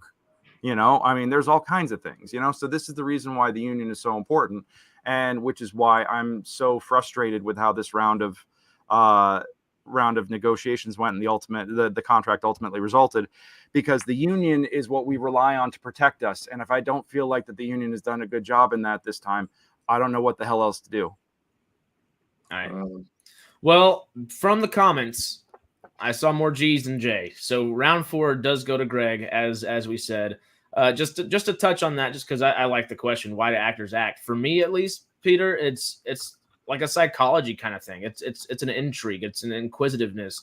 I'm just a curious bastard by nature. So I'm gonna ask questions and just kind of like dig into things. And that's part of why actors particularly are monetizing their hobbies so much. Is, first of all, it's gig economy. It's hard to live and thrive, especially throughout that. But it's the reason we continue to go at it is that intrigue, is that curiosity, is the inquisitiveness that comes with putting yourself in the shoes of another person and developing that and trying to see how that human being would live, or whatever alien being, or whatever the hell you may be.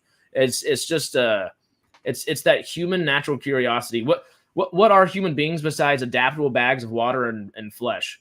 So that's what an actor is essentially at the same time. And that's my favorite part of the industry. That's why I do it. That's a little answer real quick. Had to put my 2 cents in. Sorry. But if y'all would like to go ahead and jump on to the bonus rounds. Let's go. Y'all ready?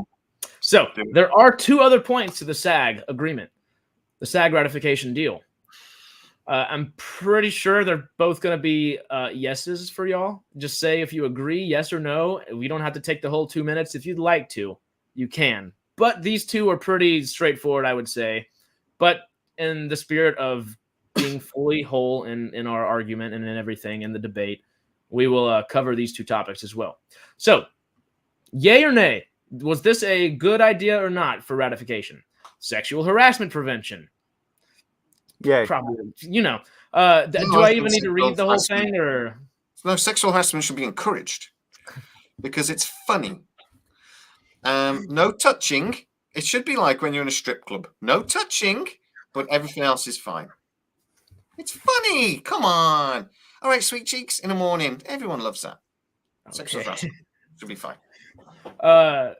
Okay, but it is funny. I that aspect of things, but the actual ratification aspect of it does say it's more about having an intimacy coordinator there. Do y'all think that is a yay or nay? Is that a good thing, or does it get a little too dicey? Is another person in the way of actually letting the set happen? And there's 100 years worth of history of maybe not everything being good, but there is a clear way of doing things within rules and laws and regulations. And I wish I had one in my marriage. I'm gonna take that as a yes. I'll tell you this. I wrote a play a couple of years ago. I'm producing it at the Fringe Festival this coming year. I'm playing one of the lead roles in it, and the lead role has an intimate scene, and with the male lead and the female lead have an intimate scene in the show, and I'm hiring an intimacy coordinator for this production, because I think that I think it's important for the comfort of everybody, that you have a third party that can be an advocate if somebody's like, I'm not comfortable with this, because here's the thing. I'm the playwright, I'm the producer, and I'm the star in this one. Now, when I wrote this, I wrote the role for myself, but I didn't play the role the first couple of times this went up. This went up 2 separate other times. This is the first time I'm getting to play the role myself. But I'm concerned that my fellow actor, my friend Heather, who's playing opposite me in this, I want her to be able to say, yeah, I'm not comfortable with how this scene is developing, and to me, and not be in fear of like, well, he's the producer as well as the star. You need to have because part of the industry is that we all wear multiple hats, and Tom Hanks is an executive producer on everything that he does, as well as the actor. James Franco, same thing. And James Franco is a guy who has had complaints about him for shady, uncomfortable things that were pulled with intimate scenes. People are afraid to say no or express discomfort because they're afraid that it's going to affect their ability to gain employment. So I want, and also so I want an advocate there for the person who's working with me, because we are in an unequal power dynamic. Yes. Okay. I want that. I also want an intimacy coordinator for my own protection as the person who is like the producer and the star in this and or one of the stars in this and everything else. I want an intimacy coordinator there to be like, yes, no, this is a clean process. This was run properly. This is, this was done by the books. This is for my protection as well. So this way it's not just if my friend Heather, who I've known for 10 years and we've worked together for years and years, was like, has some sort of beef about me or whatever, and there's a tell-all book that comes out in a few years saying, oh my God, Greg was such a monster when when we worked on this, he did all these things that made me feel uncomfortable.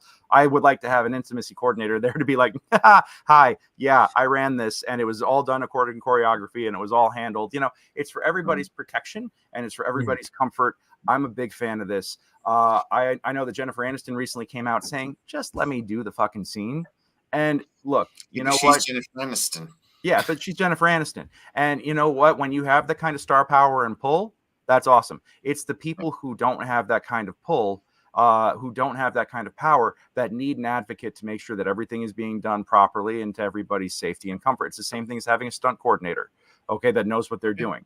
It's the same, it's just, or a fight choreographer that knows what they're doing. Exactly. You need to have someone who is trained and someone who is there to look out for the little guys. The stunt coordinators that go, no, you can't throw this stunty off a building without proper harnesses, and they have to be trained on how to do this. And yes, you have to get a specialist that knows how to be lit on fire and all this other stuff. Oh yeah, and trust me, dude, I produce small theater where nobody is getting paid. If you don't, and the amount of drama and politics that come into that, the number of times people have come at me because of decisions that I've made, and they've come at me and tried to have me canceled. Like it's not an insignificant number of times, because, and they will use ridiculous, spurious claims like that to say that, that I'm a horrible person. I mean, and I'm just, I was basically running a glorified theater club, and the amount of drama that comes out of it, the amount of character assassination that comes out of it, because I make decisions that people don't find popular. They'll use anything they can to wreck you, so absolutely, doing things proper, having protections in place, I think is utterly crucial. I come from this from a psychology point of view because that's my background. And people do things in a moment that they then regret. Yeah. Regularly. And the thing is, we know this has ruined particularly actresses' lives. They have basically, post-traumatic stress or equivalent to it from incidents that happen in a moment, because there's lots of people stood around watching and a director going, come on, get it done. Yeah. And something happens that they don't like, and it follows them forever. It's not the same as a woman being sexually assaulted, but it's not far off when this goes wrong, and it can go wrong very easily. So somebody there to actually say stop or do this or something else, that their only job is they're not worried about getting the shot. They're not worried about whether lighting is. They are just worried about these two people. Are they okay? And that's it. Yeah, and are they respecting each other, and is the choreography being followed, and is this being done properly? Having someone whose job it is to ensure that that's happening correctly, I think it's crucial. Yeah. If you manager in the background going, come on, you need to get this done because we know that next part. We want something, somebody talking, somebody's just going to be there going, is this a good idea? Is this what you want? And can stop it if it needs to be. It's a very good idea. Step in and correct things, and it's just having that extra set of eyes. I think it's utterly crucial. So it's like the third season finale of Stranger Things, where they're at the high school dance, oh my God, I can't remember her name, the redhead girl. Yeah, the one that nearly dies in the thing. Yeah. I can't remember her name either, but yeah. I know What the kiss that she had, that was completely unscripted and unprompted, and they did it in one take. And she said that she didn't know that was going to happen, and she was actually the Duffer Brothers were yelling at her off screen to be like, just kiss him, just go for it, just kiss him. And she's like, what the fuck, and that was like an insane moment and insane pressure to put a teen actor in. And she that was a big deal, so and that kind of stuff happens regularly, especially when you're shooting digital. You're not trying to preserve feet of film here, and it's all about, like, there's so much improvising that happens on set these days, and they just want people to jump in and dive in. Having an intimacy coordinator makes it like, yeah, no, don't grope her. You're not allowed to grope her or grope him without choreography here. Like, this has to be agreed to. There has to be consent. There has to be preparation. You don't just have like a director going spur of the moment going, yeah, grab his junk. The Women's World Cup over here, the president of the Spanish Football Association ran on when the Spanish women won the World Cup. Yeah. He ran on and kissed one of the things, and he was just massively overexcited. And his team had just he got sacked, and he was having to defend himself in public. And at one point, they were talking about assault charges. Yeah, because he basically assaulted her. What they basically said was, in any other circumstance, if a man runs up to a woman and kisses them without her permission, that's assault. Yeah. So I'll never look at that iconic photography from VJ Day again in Times Square with the nurse and the sailor. And like I originally thought, oh my God, how romantic, how amazing. That's such a moment. And then when I hear the story about it, how that was just a random guy and a random girl, and you can actually see her fist clenched in like as she's trying to like as she's frozen up as this guy just grabbed her and kissed her. It's like, I'll never look at it the same way again. Like, consent needs to be and respect for autonomy needs to be a big part of culture, a big part of our culture now, and needs to be brought into the cultural consciousness. Now, I think that's fundamental, And you talked about power dynamic here. People don't behave in the same way when other people are watching them. They will do things that they would massively regret later because they feel the pressure to do it. They feel like they actually have no choice. Yeah. The director is... Especially when the people are watching them are the ones who are employing them. Yeah, it's an authority thing. And actors are already told from the jump that, oh, you're replaceable, you're disposable. If you won't do it, we'll get somebody else who will. There's 10 other people waiting outside right now who, like, I've seen... You should be thanking me for this opportunity. Precisely. I mean, it's absurd. And it just goes with the indignities that we have to suffer as a part of this industry, Yeah. So that's not just acting, though. That's lots of industries. I would say have to. Managers putting pressure on young people, saying, like, do you want that promotion and that crap? I think. How badly do you want that promotion? It's easier in some ways in the acting profession, I think, and celebrity as a whole. It's not just acting; it's the whole celebrity thing. But it does happen in lots of industries, sadly. I think people should have a safe workplace. So far, I absolutely think that people should have a safe workplace. I think that's incredibly important, and people should be treated with respect. In hospitals, it happens all the time. Nurses have to put up loads of shit off consultants and stuff but the hospitals try and hush it up as much as they can because they're like, no, we need that consultant. He's a consultant. He's a very powerful person in the hospital. You just got to put up with it. And they're patronized. They do get this sweet cheeks thing sometimes, and all this patronizing commentary, and it happens a lot. What? It's just a joke. Lighten up. Yeah. I didn't mean it. Yeah, exactly. So I'm thinking we're both yeses that intimacy coordinators are a good thing. Yeah. I want one in my marriage. It would be great. I just need to coordinate schedules with my wife. I feel like we're never in the same place at the same time. Kiss for the next 3 minutes. Now we're going into foreplay, and I'm going to stop that sentence there. It's like the old Monty Python sketch. Yeah. So our last official SAG point for the ratification is equity and inclusion, and it's just 3 little quick paragraphs. So I'll read them real quick just so we have them, and then once again, yes or no, essentially, and we can expand upon that. So performers may not be required to translate their own dialogue or any other performer's dialogue, including during auditions, interviews, and tests. Producers must make an effort to hire stunt performers who bear a sufficient likeness to the actor playing the same character. Principal performers will be consulted when making hair and makeup arrangements for production in order to meet their specific needs. If the producer is unable to provide qualified hair and or makeup artists to work with that performer, the producer is required to reimburse the performer for obtaining their own hair and makeup services. Additionally, the companies must commit in writing to meet with crew members, union IATSE, to develop a plan to hire more hairstylists and makeup artists who are qualified and available to work with people of all races and ethnicities. If I can say words. Yay or nay? And then a little expound upon. I don't really understand the issue, so I'd probably leave it to Greg on that. Primarily, it's non-black hairstylists and makeup artists not understanding how to work with textured hair and work with darker skin tones, and I think that that's incredibly important, and it's part of respecting a person in the workplace. And the thing is that so much of this job is about appearance that if the producers don't get qualified people, the actor shouldn't have to go out of their own pocket to bring in someone to actually do the fucking job right. That should be on the producer to do it. So I'm in favor of this. It sounds just common sense to me. Yeah. To me too. But I think the thing is that they, for the longest time, studios didn't have anybody telling them that they had to do this, and because they didn't have anybody telling them that they had to do this, then they just got away with it.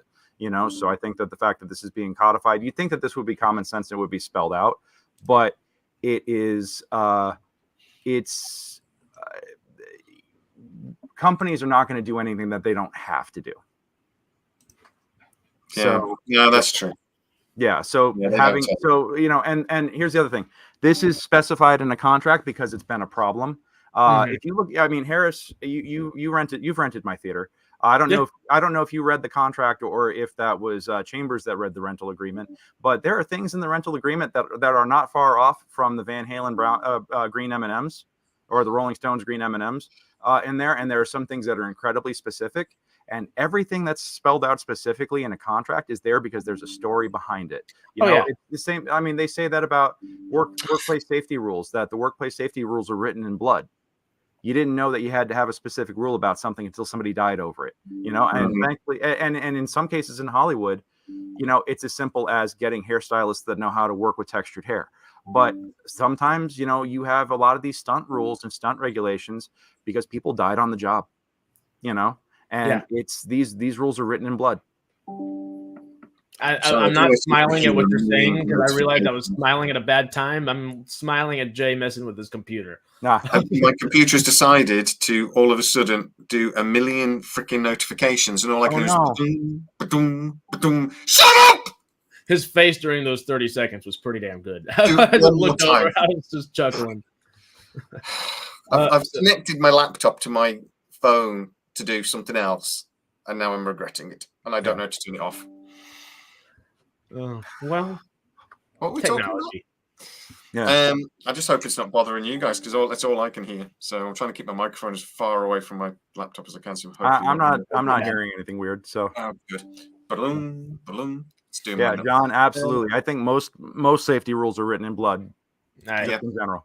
I actually have an example of that. I worked in a mental health ward, and what we did was we did this least restrictive practice exercise where we had to go through all the ward rules, and we had to sort of say what is still relevant. And a lot of rules weren't relevant anymore. A lot of stuff was brought in for a specific incident that happened 20 years ago, so you got rid of them. But a few we got rid of, and then a couple of months later we were like, oh, that's why that rule was in. And we had to put them. So it's a good thing, I think, to review those things every so often to make sure it's still relevant. But a lot of the time it is, because a lot of the time it might be an incident that you've forgotten about because it hasn't happened for 30 years because you've got that rule. Yeah. And it's a chicken and the egg type of thing, isn't it? And I mean, I think we can just look at OceanGate as like an example of why we have what seems to be incredibly ridiculous and restrictive safety regulations, but five people died because they went, the company that took them on a 3-hour tour used a faulty craft that didn't meet the safety standards, and the thing imploded, and people died. Like, safety regulations are written in blood.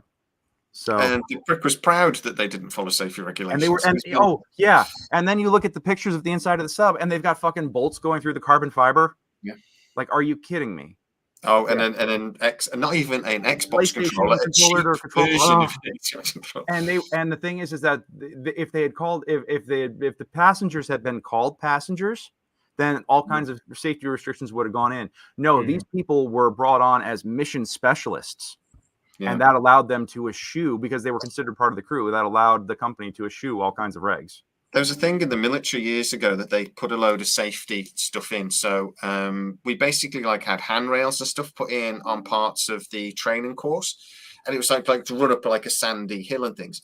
And we sort of went, oh, it's PC gone mad. This is insane. Well, they'll get us wearing yellow bloody and visors and everything next. Injuries from training dropped by 95% because people were just tripping and breaking. So all of a sudden, the soldiers could actually soldier because we were removing irrelevant injuries, like stupid injuries. There was no reason to have that level of sort of risk involved that was making, so people were just getting twisted ankles and things. There's no benefit to that. Yeah. So they put a handrail in, no more twisted ankles, but everybody went nuts over it until they realized, oh, we've got loads less injuries. Yeah. And that's a good thing. So the Death Star needed that. Every Star Wars, everything needed that. There are. Oh my God, Star Wars needed an OSHA supervisor so bad, like the Death Star. For fuck's sake, not a safety rail in sight. No, I wouldn't have lasted a week on that thing. I'm too clumsy. I would have wound up down the reactor shaft. Absolutely. You give me a little bit of that space ganji, a little spice, as they say in the Star Wars world. I wouldn't have lasted half a week. And they can't even see a thing in those helmets. No. I saw a picture recently. There's a human head with the visor and the eyes for the visor, like up here. It says, no wonder they can't hit the side of a barn. They can't see anything. Yeah. It's really good. Have you got any more, Harris? Or can we go now? Well, I was going to ask something about woke, and then that's a little too much. That it's strayed away from the SAG aspect of things. I did open it up for everybody. If y'all have any questions that y'all want to add for a bonus round within SAG aspect of things, or if you have any general questions at all, it's open for y'all at the moment. But for the official debate for SAG ratification today, it was 2-1-1. 2 to Greg, 2 to Greg, 1 to Jay, and 1 to Ty. You got your GJ in there. That counts. Jay, real pleasure, man. Yeah, it's been a blast. Yeah, really good. It was a fun one. We couldn't keep the polls open long enough for Jamie to win this time, so we just kind of like played around with it, you know. When we're on my channel, I'm always going to win. Why don't you understand about that? It's very simple, mate. I got it next time. On your channel, I'll let you win, right? Well, it's like a marriage, mate. When you're on my channel, I'm the wife. You've got to let me win, right? This is true. Little bit patronizing and sexist, and my wife watches these videos. I'm in so much trouble. Smack him for me. It's going to be going, so an intimacy coordinator, is it? Because, well, babe, you don't always do what I like. I want somebody in there to go where he likes it when you tickle under there a little bit more. And that's what I need. You got to go one knuckle deep. Yeah. Not that. He doesn't like that. Stop doing that. Let the Wookiee win. I'm drinking from my millennium. I was going to say, the final bonus round question is who has the winner gets all question right here is who has the best Wookiee noise. Oh, God. You look most like a Wookiee. I can't do it, though. That's I look most like an Ewok. So, because I'm only 5'4".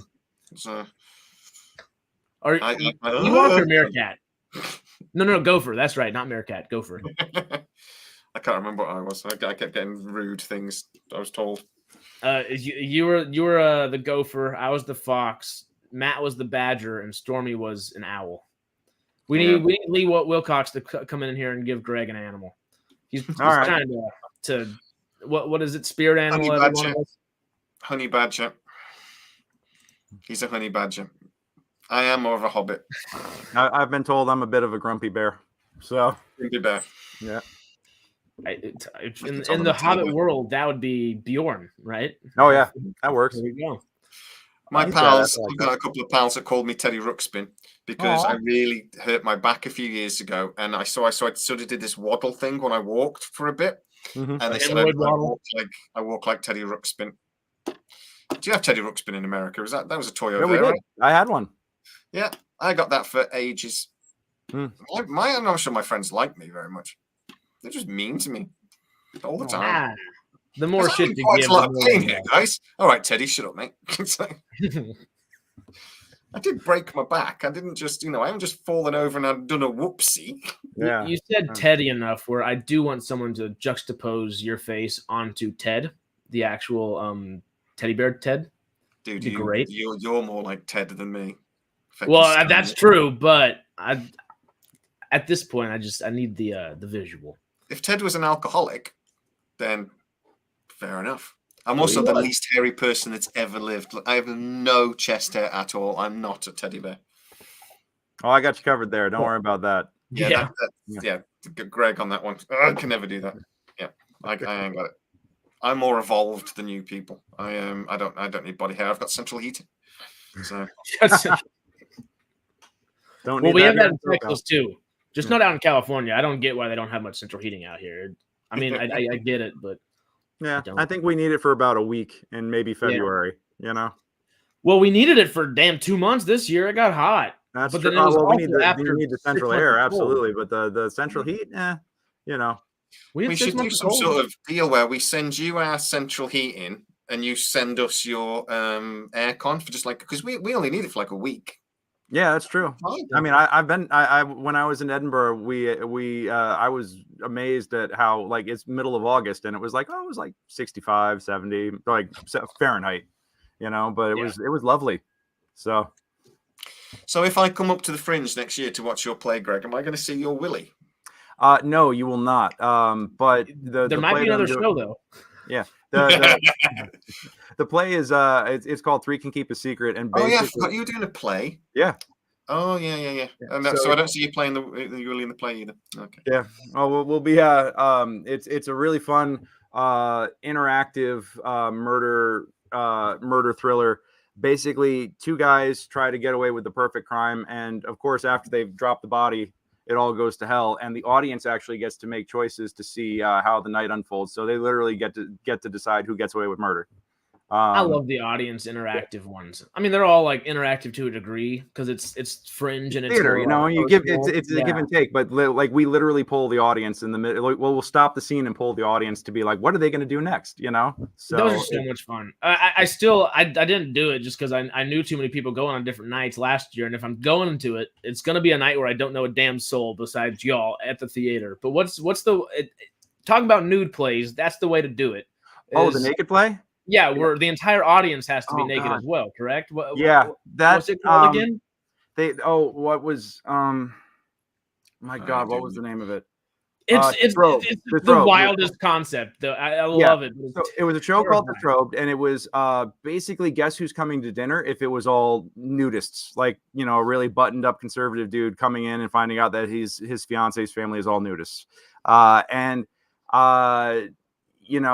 was a hell of a concept. The whole cast was naked most of the time, which, believe me, made it a very interesting experience as the lighting designer to work on that show.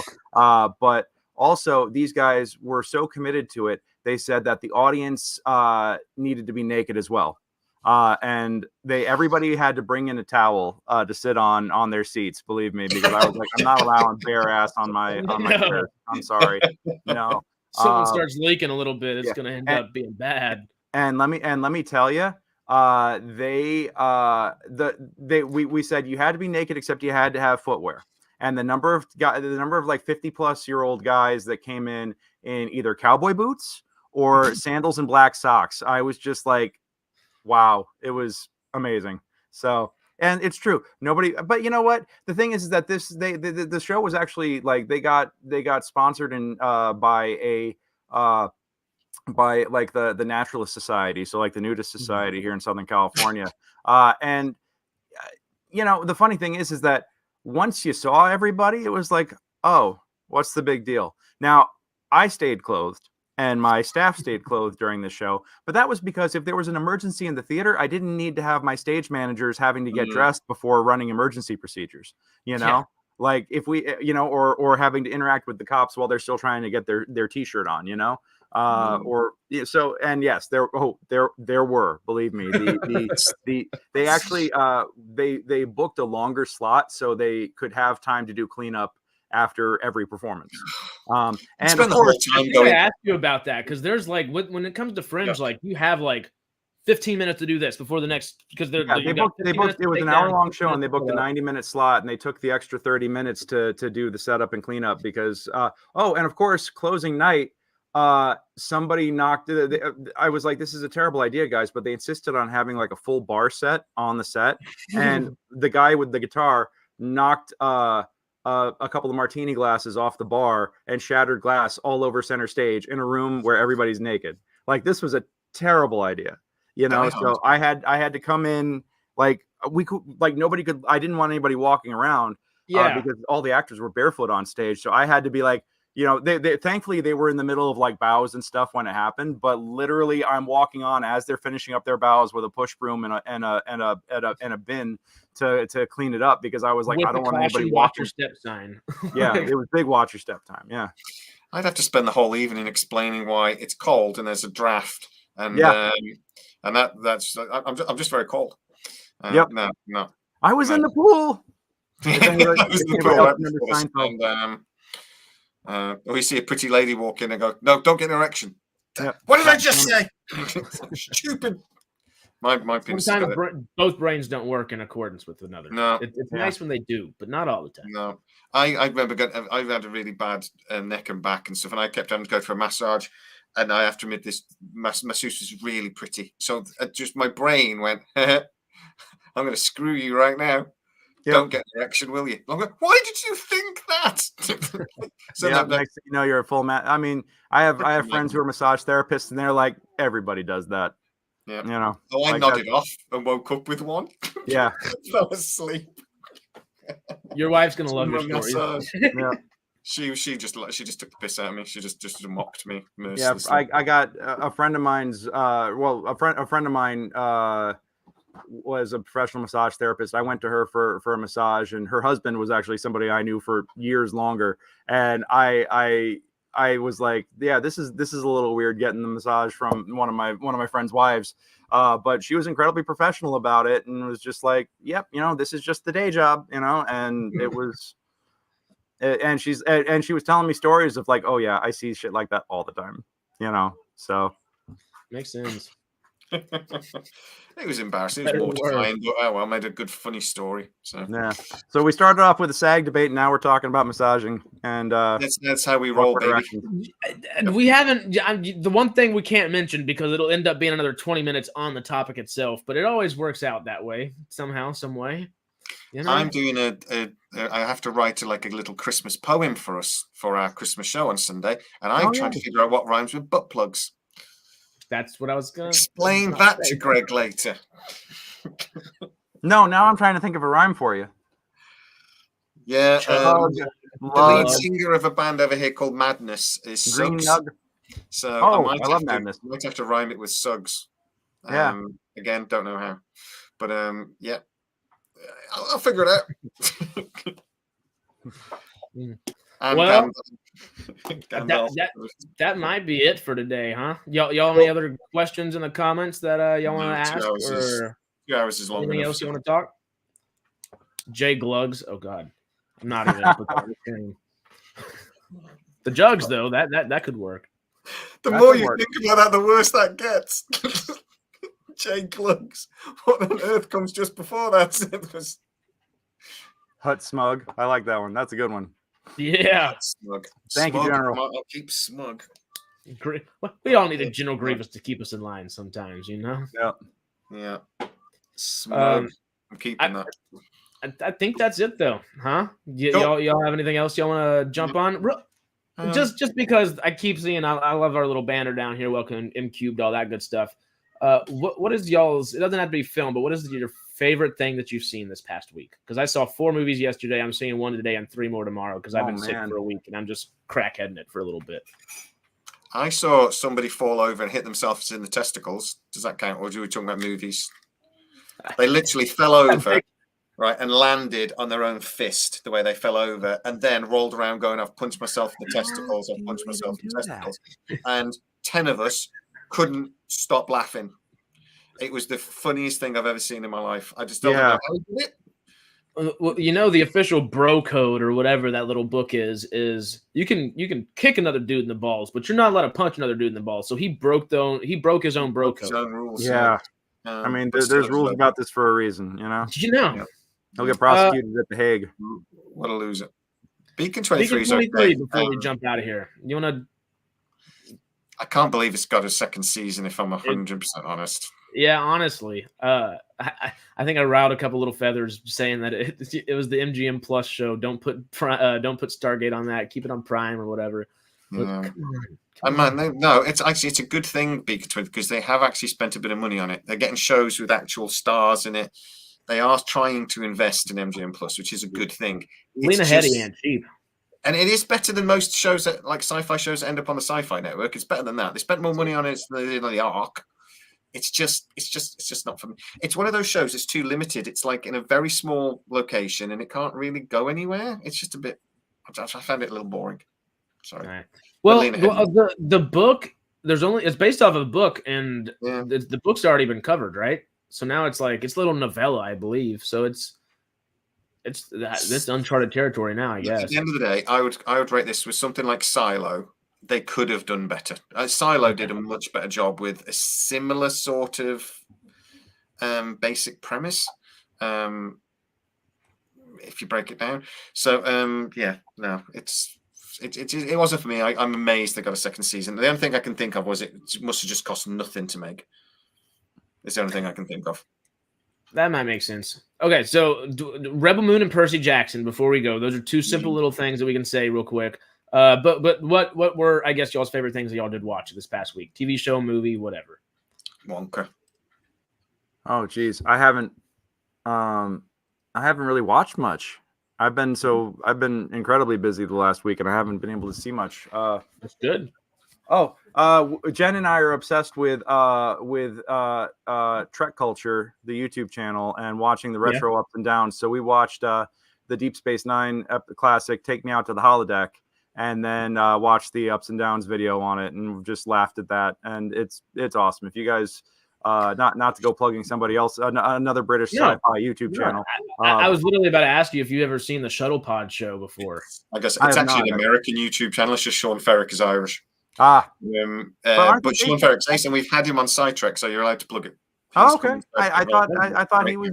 Don't they shoot in the UK though, or no? Yeah, but he's Irish. He shoots in the UK, but it's actually based in. The guy that actually runs it is an American guy who lives in San Francisco. Because I thought it was all the What Culture guys and with What Culture Wrestling and everything. The Trek Culture guy is, I forget his name. I just know he's based in San Francisco. Isn't it like Ian or something? Because he does the. Yeah, wasn't What Culture like the channel of a million guys named Adam for the longest time? And now thinking that What Culture nothing is UK. So I think then they broke off and became a lot of them became Cultaholic. And then. But still wrestling channels. I love the Trek Culture spinoff. I'm just a huge fan of that. I think great. Sean Ferrick's such a nice guy as well. He's a joy. He's a brilliant fella. Yeah. Really nice guy. Yeah, I was live tweeting at him during the season finale of Picard, and God bless him. Like some random guy in LA is just tweeting at him talking Star Trek, and he was all about it. I was like, holy shit, cool. So props to that. He was the first sort of big person I ever had on the channel, and I just sit there and going, it's like YouTube's talking back at me. I love that. He was an absolute gent. He was really cool. Yeah. You would like the Shuttle Pod show. Jamie's talked to the Shuttle Pod guys before too, and it's 2 or 3 different actors that have been on a bunch of different Star Trek, right? I feel like Joe Flanagan and people like that's been on it as well. Mm-hmm. I feel like I know that there's a. I think that's the one. Shuttle Pod. I've never seen any Star Trek. I've seen more Shuttle Pod show than I've seen Star Trek. I want to say that these guys record this at the Matrix Theater here in LA. They do. Yeah, they're close. Yeah, because I don't know the guys who do it, but I know the people who run the Matrix, and they're like, oh yeah, they had apparently I was helping run lights for a set. Or like run cable to light a set for a show when Michael Dorn and Armin Shimmerman were upstairs interviewing with these guys in the upstairs theater at the Matrix one day. And I was like, how the hell did I miss that? So good times. Yeah. How'd you miss Worf? Yeah, I yeah, know. they're really cool guys. Mark, That's Mark one I watched yesterday. He's a really nice guy. Always good. So you said Wonka, Jamie? Wonka, I didn't have high expectations going into Wonka, so I just loved it. I think either it's Wonka or Poor Things for me. I saw both those yesterday, and I saw 4 movies yesterday. We'll talk about it more on Sunday. Job. What are you doing? Well, it's holidays right now. I doubt think. Good point. Okay, I'll let you off. But yeah, it'd either be Wonka or Poor Things for me. I'll give you a whole spiel on Sunday about everything else I freaking watched. But those movies were both like it. I had moments in each of them where I was like, "This is cinema," and it was like that. It felt like it was good. I was like, "Ha!" And voila, cinema. Voila. Because I was expecting some cheesy BS. As much as I do enjoy some old Timothy Chalamet. I was expecting it to be a little cheesy, a little overboard in the Paddington aspect, but it's dark. That movie's dark too. Like they're trying to kill Willy Wonka at 90% of the movie, which is kind of cool. Nice. So I enjoyed that. But today, or as of last night, technically, yesterday morning for you, or maybe this morning, I don't know how it all works, all that time dilation stuff. It's like a freaking it's a time travel just talking to you every time we get on here, you know? Okay. Because is it your time or is it our time? What day is it? Is the real question. Anyway, Percy Jackson came out yesterday with 2 new episodes. I have not checked it out. I plan to watch it today at some point. But are y'all intrigued by that at all? Did y'all ever read those books? Anybody you know ever read the books? I was a little late for Percy Jackson, or Percy Jackson was a little after my time, so I haven't had a chance to check it out. But a lot of people I know really enjoy it, so big props to that. What's that? Yeah. Never read the book. Yeah, my brother-in-law loves it apparently. So he's good. I was like, is Jen piping in saying like it's the best? Because I was like, I'm on Team Jen because it was great. Harris is on Team Jen. Oh, I've never seen it. We're too old. It'll still be good. Fingers crossed. I can't say that without watching it, but you know. Oh no, it's just we missed the books because we were too old. Disney are putting a lot of their eggs in this. I want to sit down and watch Echo on Disney Plus. I want to check that out. From what I understand, it's like one of the most violent Marvel shows they've put out in the Netflix era. So I'm interested to check that out. The trailer looks phenomenal. It's really good. I'm really interested by it. The first week of January, I believe, right? Or I think it's already out. Are you kidding me? Oh, no, okay. Because I heard people talking about how the first 2 episodes were like almost Netflix Punisher levels of violent. You know. Cool. And I'm like, I didn't think it was out yet. All right, let's fucking go. Yeah, I'll watch it. That sounds like what I'll be doing this weekend. Over here, maybe it's not out here yet. But that sounds like a good plane ride back to Texas kind of thing to do there. But speaking of things that we're all probably going to watch, that is age appropriate for no matter who you are, essentially, kind of, sort of, because there's going to be an R-rated extra long cut, which is screwy, and that's a whole different topic. 17 years conversation. But Rebel Moon, y'all pumped? Cautiously excited, kind of like I'll watch it or not gonna watch it. I'll watch it because it was supposed to be a Star Wars film, and I'm interested to see how much of a fingerprint there is. But it's also Zack Snyder. I think it's going to be incredibly beautiful and shot really, really well done.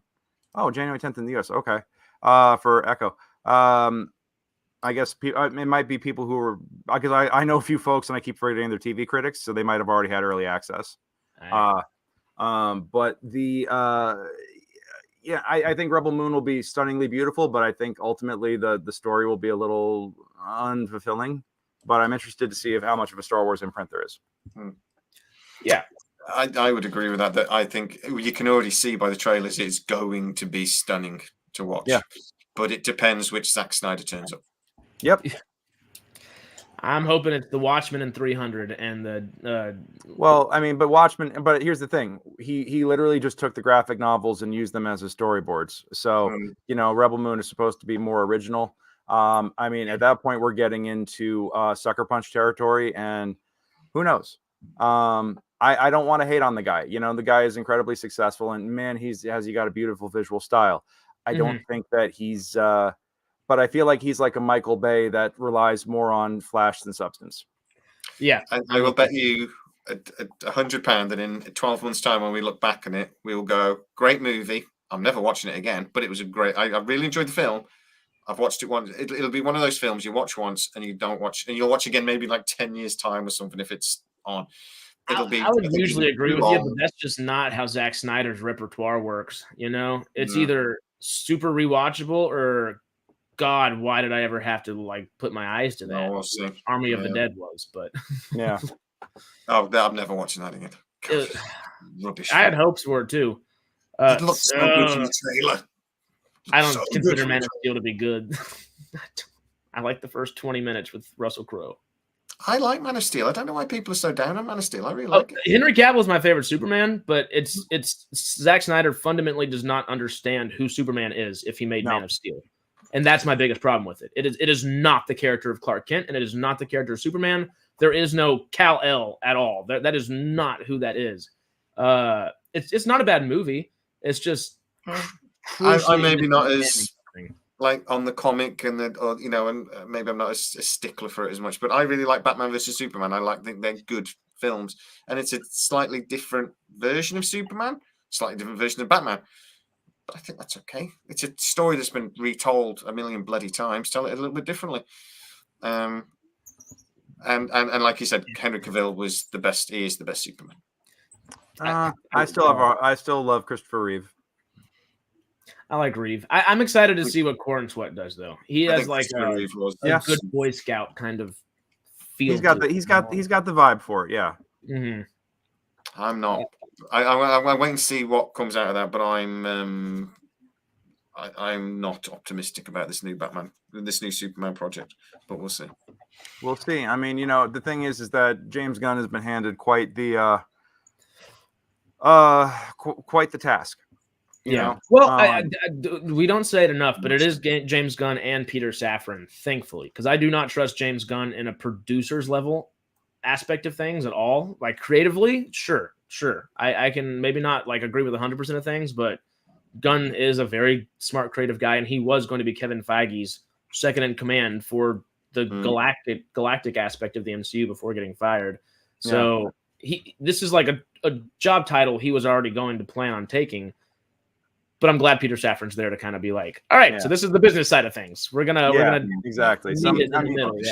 I think every good artist needs a business person that can work in tandem with them to be like, no, that's insane, And we can't all be James Cameron as much as we'd like to be. No. Yeah, it's the same, and I think it's the same in like sports and things like that as well. That the best sports teams, the best movies, they have that team at the top. They have the creative person or the sport person and the business person and the when you have that team and it works right, that's when amazing things can happen. Yeah, exactly. You gotta, the thing is that in order to be successful, you have to have if artists were given just complete free reign, I think sometimes you would get stuff that was actually absolutely incredible and completely accessible and real wonderful works of art, and then some, but I feel like the most of it, we need restrictions, and we need people to, as an artist, I will say that we need restrictions and we need people to enforce restrictions in order to force creativity, among other things. Because if we got everything we wanted to do, whatever we wanted, I don't think we could actually do the best that we could. We need conflict. Waititi, Love and Thunder. Was a massive problem. I think that he was so successful in the first movie, they trusted him for the second, and what happened.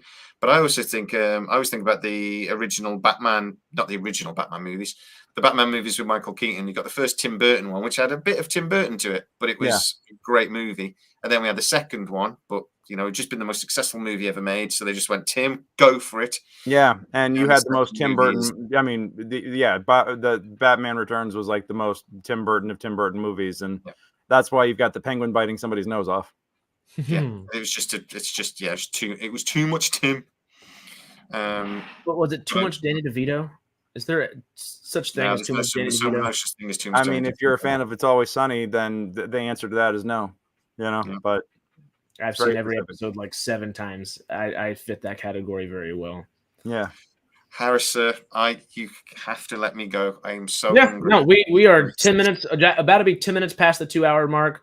We had a great about hour and a half, hour 40 debate on this. It was close. It was good. It was a real pleasure, guys. Thank you so much for having me, and I really, really appreciate having this lovely exchange of ideas. So thank you. It was fun. I hope we were able to find some new ones. Yeah. So you know how hard it is to argue against something you firmly don't believe. I deserve more punishment. I should get some sort of freaking medal. Right? So Jay did win, apparently. Moral victory. Thank you very much. Right, there guys, you go. thank you all so Thanks, much. Sarah.